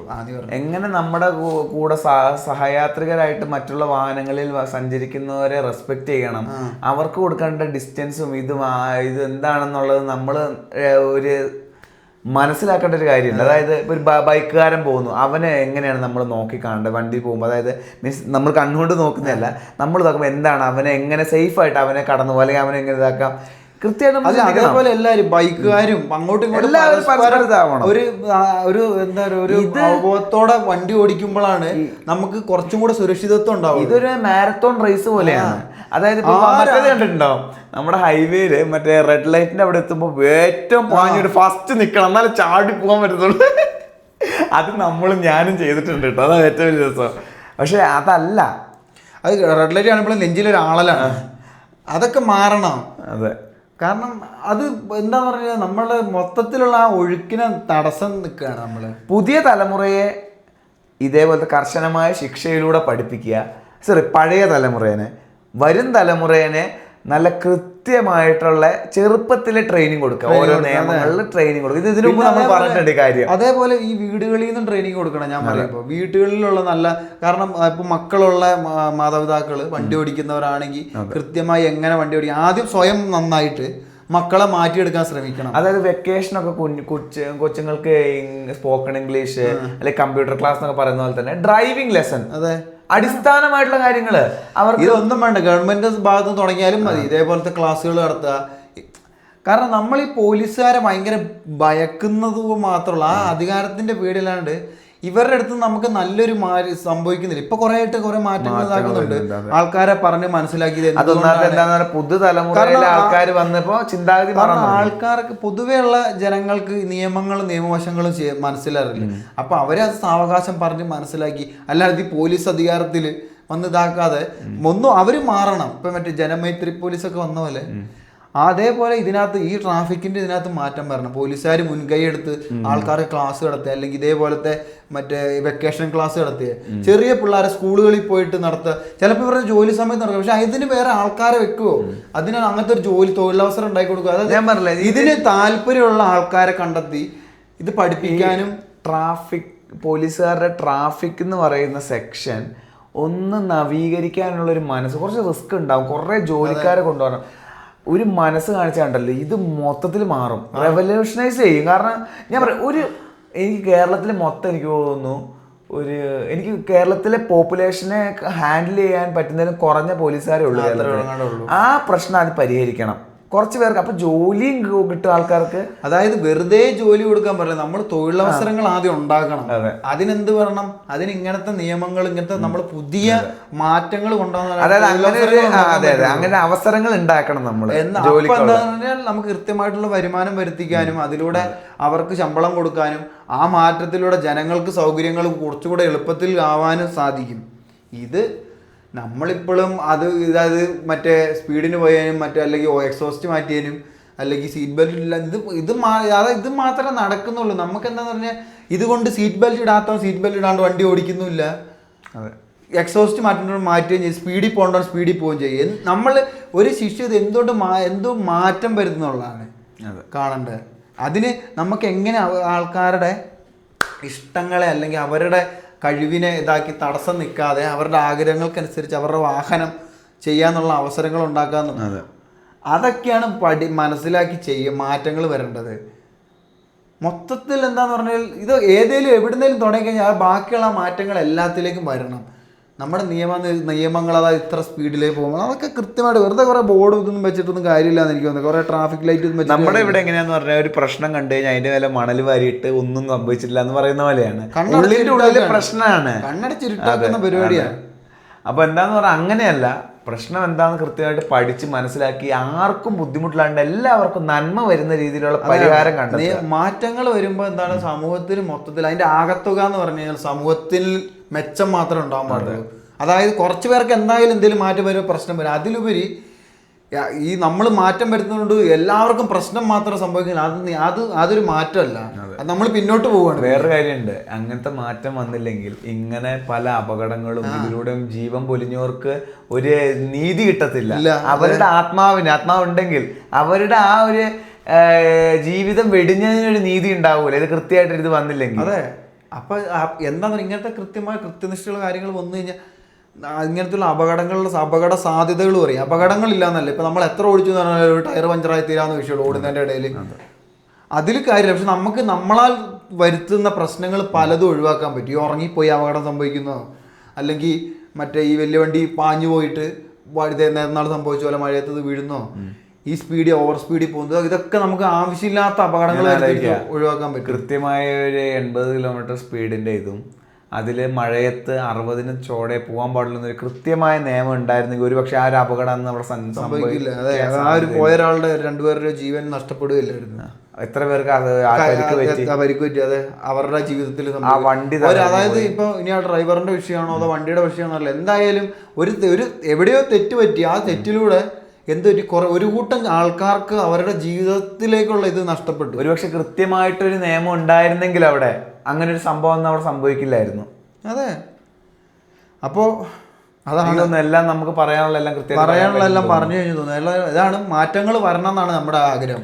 നമ്മുടെ ഇത് അതായത് കോറായിട്ട് ഞാൻ ചോദിച്ച ചോദ്യം ഇതാണ്, ഇന്ത്യയിൽ ബസ് ഡ്രൈവേഴ്സ് റാഷ് ഡ്രൈവ് ചെയ്യുന്നത് എന്തുകൊണ്ട്? അതാണ് ഞാൻ ചോദിച്ചത്. അതായത് റഷ് പ്ലസ് റാഷ് ഡ്രൈവ് ചെയ്യുന്നത് എന്തുകൊണ്ടെന്നാണ് ചോദിച്ചത്. എനിക്ക് ഇതിലൂടെ മനസ്സിലായ കാര്യം ഞാൻ പറയാം. അതായത് ഭൂരിപക്ഷം പേര് സാഹചര്യം കൊണ്ടാണ്. നമ്മുടെ ഇവിടെ കൃത്യമായിട്ട് അതിനൊരു ഇൻഫ്രാസ്ട്രക്ചർ ഇല്ല, വാഹനങ്ങളുടെ എണ്ണം കുറവാണ്, പോപ്പുലേഷനെ മാനേജ് ചെയ്യാൻ പറ്റുന്നതിന് ടൈം അതുകൊണ്ട് ടൈറ്റാണ്. അപ്പോൾ ഈ ടൈമിൽ ഓടി എത്താൻ വേണ്ടിയുള്ള പിന്നെ അതിലൂടെ ട്രാഫിക്കും മൊത്തത്തിൽ അലമ്പാണ്. ഇതെല്ലാം കൊണ്ടാണ് ഇങ്ങനെ റാഷ് ഡ്രൈവ് ചെയ്യേണ്ട ഒരു അവസ്ഥ ഇവർക്ക് വരുന്നത്. പക്ഷേ അതാണോ ശരി എന്നുള്ളതാണ്, അതല്ല ശരി. അതിന് പകരം നമ്മൾ കൃത്യമായിട്ട് നമ്മുടെ നിയമപാലകർ കൃത്യമായിട്ട് ഈ പ്രശ്നത്തെ പഠിച്ച് എല്ലാവർക്കും ഒരു കോട്ടം തട്ടാത്ത രീതിയിൽ കൃത്യമായ ഒരു പരിഹാരം, മൊത്തത്തിൽ ഒരു മാറ്റം വരണം. അതെ, നിയമങ്ങളിലും മാറ്റം. ഇത് ഇപ്പൊ വന്നില്ലെങ്കിൽ ഇത് കുറെ കാലം കഴിഞ്ഞാലും വരത്തൊന്നുമില്ല. അതെ, കാരണം നമ്മുടെ മുന്നിലുള്ള മുതിർന്ന ആൾക്കാർ ഇതിന് മാറ്റം, അതായത് നേതാക്കന്മാർ മാറ്റം കൊണ്ടുവന്നില്ലെങ്കിൽ പുതിയ തലമുറ ഇത് കണ്ടിട്ട് തന്നെയാണ് വളരുന്നത്. അവർ വിചാരിക്കും ഇതാണ് ശരിയെന്ന്. അതായത് മാറ്റം വരുന്ന നമുക്ക് ഒറ്റയടിക്ക് എല്ലാം മാറ്റാൻ പറ്റില്ല. നമുക്ക് എവിടെയൊക്കെ കുറച്ചായ മാറ്റങ്ങൾ ചെറിയ സ്ഥലങ്ങളിൽ ചെയ്ത് നോക്കുക. ഏറ്റവും ട്രാഫിക് ഉള്ള ഭാഗങ്ങളിൽ ഇതെന്താ, ഇതിന് കാര്യമായ പഠനം നടത്തി ഇതെന്നിട്ട് ടെസ്റ്റ് ചെയ്ത് നമ്മളിത് ശരിയാണോന്ന് നോക്കിയാൽ മാത്രമേ നമുക്ക് കുഴയാൻ പറ്റുള്ളൂ. കാരണം സമൂഹത്തിൽ എന്തോ ഒരു മാറ്റം വരുന്നുണ്ട്, അതൊക്കെ നമുക്ക് പരീക്ഷിക്കണം. കാരണം ഇതൊക്കെ ചിലവും സമയമുള്ള കാര്യമാണ്. പക്ഷേ നമ്മൾ ഇപ്പോൾ ഇത് ചെയ്ത് കഴിഞ്ഞാൽ എന്തായാലും ഭാവി തലമുറ ഇതെന്നും ഓർത്തിരിക്കുക. അതായത് അവരെ സംബന്ധിച്ചോളം അവരുടെ ജീവിതം നമ്മൾ എളുപ്പമാക്കുകയാണ്. അവർക്ക് കുറച്ചും കൂടെ ചിലപ്പോൾ ഇത് നമ്മളിപ്പോൾ മാറ്റാൻ പറ്റും, കുറച്ചും കൂടെ അവർ എളുപ്പമുള്ള വേറെ വഴികൾ കണ്ടുപിടിക്കായിരിക്കും. ഭരണാധികാരികൾ ചിന്തിക്കേണ്ടത് സമൂഹത്തെ നശിപ്പിക്കുകയല്ല, ഭരിച്ച് നശിപ്പിക്കുകയല്ല, സമൂഹത്തെ വളർത്താനാണ്. ഒരു പ്രശ്നം ഉണ്ടെങ്കിൽ ആ പ്രശ്നം ഇലയ്ക്കും ഉള്ളിലും കേടില്ലാതെ എല്ലാത്തിനും നന്മയുള്ള രീതിയിൽ ചെയ്യണം. അതായത് ബസ്സുകാർ പ്രശ്നമാണെന്ന് പറഞ്ഞു കഴിഞ്ഞാൽ ബസ്സുകാരെ അടച്ചുപൂട്ടി അവരെ ഇതാക്കുകയല്ല ചെയ്യേണ്ടത്. അവരെന്തുകൊണ്ട് അത് ചെയ്തു എന്നറിയണം, അവരുടെ എന്താണ് അവരുടെ ആ ചെയ്യുമ്പോഴുള്ള മനസ്ഥിതി എന്താണെന്ന് അറിയണം, അവരെന്തുകൊണ്ട് വീണ്ടും എന്തിനു വേണ്ടിയിട്ടാണ് അങ്ങനെ ചെയ്യുന്നത് നോക്കണം. അപ്പം അങ്ങനെ പിന്നോട്ട് ചിന്തിച്ച് കഴിയുമ്പോൾ നമ്മൾ ഓരോരോ പടിയായിട്ട് പുറകോട്ട് വരുമ്പോൾ നമുക്ക് ഇന്ന കാരണം കൊണ്ടാണ് അവർ ഇതാക്കുന്നത്. അതാണ് നമ്മൾ നേരത്തെ പറഞ്ഞ ഈ സമയം, ട്രാഫിക്, പിന്നെന്താ, പിന്നെ നിയമം ഇല്ലാത്ത ഒരു ഇത്, ശീലമില്ലാത്ത വിഷയം, ഇതെല്ലാം കൊണ്ട് ഇതൊക്കെ കൊണ്ടാണ് ആൾക്കാർ. അപ്പം നമ്മൾ എന്താ ചെയ്യേണ്ടത്, ഇതേപോലെ സമയം കൃത്യനിഷ്ഠയുള്ള, അതായത് എന്നിട്ട് പിന്നെ ഓട്ടോമാറ്റിക് ഈ ഓരോ പ്രശ്നങ്ങളെ പരിഹരിച്ച് കൊണ്ടുവരണം. അതെ, അതിനുള്ള സാഹചര്യങ്ങൾ ഉണ്ടാക്കി. അപ്പം എന്താ നോക്കുമ്പോൾ സമൂഹത്തിൽ ലോകത്തില് പരിഹാരം ഇല്ലാത്ത ഒരു പ്രശ്നവുമില്ല. നമ്മൾ മുൻകൈയെടുത്ത് ശ്രമിക്കാത്തോണ്ടുള്ള വിഷയമാണ്. അപ്പോൾ നമ്മളെ കൊണ്ട് ഇപ്പം ഞങ്ങൾ രണ്ടുപേരെയും കൊണ്ട് കൂട്ടിയാൽ നമുക്ക് ഇത് പറയാന്നല്ലാണ്ട് നമുക്ക് ഇതേപോലത്തെ ഒരു ഇതില്ല, എന്താ പറയുക, നമുക്ക് പറഞ്ഞ് മാറ്റാനുള്ള ഒരു ഇതില്ല. പക്ഷെ നമ്മളിത് കാണുന്ന പോലെ ആരെങ്കിലും രണ്ടുപേരും മാറി ചിന്തിച്ചാൽ അത്രയും നല്ലതെന്നാണ് നമ്മൾ വിചാരിക്കുക. കാരണം ഞങ്ങൾ രണ്ടുപേരും ആ രീതിക്ക് നടക്കുന്നു. ഞങ്ങളുടെ അറിവ് കേട്ടിട്ട് രണ്ടുപേരും മാറി ചിന്തിച്ചാൽ ഞാൻ ഒരു വലിയൊരു മാറ്റമായിട്ടാണ്. കാരണം നമ്മളെ കൊണ്ട് അത്രേ പറ്റുള്ളൂ മാറ്റാൻ. നമ്മൾ രാഷ്ട്രീയക്കാരും അങ്ങനത്തെ ആ രീതിയിൽ നടക്കുന്നവരല്ല, അതിന് നമ്മുടെ നേതാക്കന്മാർ തന്നെ ചിന്തിക്കുന്നത്. ഇത് പിന്നെ ഒരു കാര്യം, ബസ്സുകാർ മാത്രമല്ല, ഇവിടെ ബൈക്ക് ഓടിക്കുന്നവരും ഓട്ടോ ഓടിക്കുന്നവരും കാർ ഓടിക്കുന്നവരൊന്നും വലിയ നന്മയുള്ള ആ ബസ്സിന്റെ കാര്യം പറഞ്ഞുകൊണ്ട് പറഞ്ഞു. അപ്പൊ അതെ, എല്ലാവർക്കും ഇതേ സംഭവം തന്നെയാണുള്ളത്. എല്ലാവരും ഒരേ രീതിയിലാണ് ചിന്തിക്കുന്നത്. അത് ആ മാറ്റം മാറേണ്ടതാണ്. കാരണം നമ്മൾ എല്ലാവരും ചിന്തിച്ചാൽ മതി, ബസ്സുകാർ ഇത്രയും ചിന്തിച്ചാൽ മതി. എൻ്റെ അന്നമാണ് എൻ്റെ വാഹനത്തിന്റെ അകത്ത് ഇരിക്കുന്നത് മൊത്തം. ഇവരുടെ ജീവൻ സുരക്ഷിതമായിട്ട് ഒരു സ്ഥലത്ത് നിന്ന് അവിടെ സ്ഥലത്ത് എത്തിക്കലാണ് എൻ്റെ ഉത്തരവാദിത്തം. അല്ലാണ്ട് ഇവരുടെ ജീവൻ വെച്ച് മേലോട്ടേക്ക് എത്തിക്കുക വെച്ചുള്ള കളി അല്ല. അങ്ങനെ ചിന്തിക്കണം. പിന്നെ ബാക്കിയുള്ളവരെ എങ്ങനെയാന്ന് പറഞ്ഞു കഴിഞ്ഞാൽ, എങ്ങനെ ഞാൻ എന്നെ റെസ്പെക്ട് ചെയ്യുന്ന പോലെ തന്നെ എൻ്റെ റോട്ടിൽ സഞ്ചരിക്കുന്ന യാത്രയെ റെസ്പെക്ട് ചെയ്യാൻ ചിന്തിച്ചു കഴിഞ്ഞാൽ തീരും ഈ പ്രശ്നം. നമ്മൾ ഒരുത്തൻ നമ്മളെ പാസ് ചെയ്തു പോയി, അവൻ അന്നേരം ഞാൻ കാണിച്ചു കൊടുക്കാൻ നമ്മൾ പോവല്ല, നമ്മൾ ഒരുത്തൻ ഹോൺ അടിച്ചു, അപ്പൊ അങ്ങനെയാണ് ഞാൻ ബാക്കിയുള്ള ഹോൺ അടിക്കും. ഇതല്ല, നമുക്ക് എങ്ങനെ മെച്യൂർ ആയിട്ട് ഡ്രൈവ് ചെയ്യാം, എങ്ങനെ എല്ലാവർക്കും സേഫ് ആയിട്ട് എൻജോയ് ചെയ്ത് എങ്ങനെ. കാരണം ഈ റോട്ടിലൂടെ പോകുന്ന നമ്മളെപ്പോലെ തന്നെ ആഗ്രഹങ്ങളും സ്വപ്നങ്ങളും ജീവിത പ്രാരാബ്ദമായിട്ട് പോകുന്നവരാണ്. അവർക്ക് നമ്മൾ കാരണം ഒരു ബുദ്ധിമുട്ടുണ്ടാവുന്നത്. അതാണ് നമ്മൾ ശ്രദ്ധിക്കേണ്ടത്. പിന്നെ ഗവൺമെന്റിന്റെ സ്ഥാനത്ത് നിന്ന് എല്ലാവർക്കും, വീണ്ടും പറയാണ്, എല്ലാവർക്കും ഒരുപോലെ ഉപകാരപ്പെടുന്ന നിയമങ്ങളും നിയമവ്യവസ്ഥിതികളും വരണം നമ്മുടെ ഇവിടെ. എന്നാലാണ് മാറ്റം വരുള്ളൂ. അങ്ങനെ വരട്ടെ, അതാണ് നമ്മുടെ ആഗ്രഹം. ആ രീതി സംഭവിച്ചു കഴിഞ്ഞാൽ ഭാവി തലമുറയ്ക്ക് വലിയൊരു അനുഗ്രഹമായിരിക്കും. അപ്പോൾ എനിക്കൊന്ന് അത്രയും മതി. അത്രേ ഉള്ളൂ, നമ്മളെല്ലാം പറഞ്ഞു വന്നാ തോന്നുന്നേ. അപ്പോൾ അടുത്തൊരു അടിപൊളി ടോപ്പിക്കിൽ കാണാം. അതുവരേക്കും ബൈ. 1 മണിയാടാ.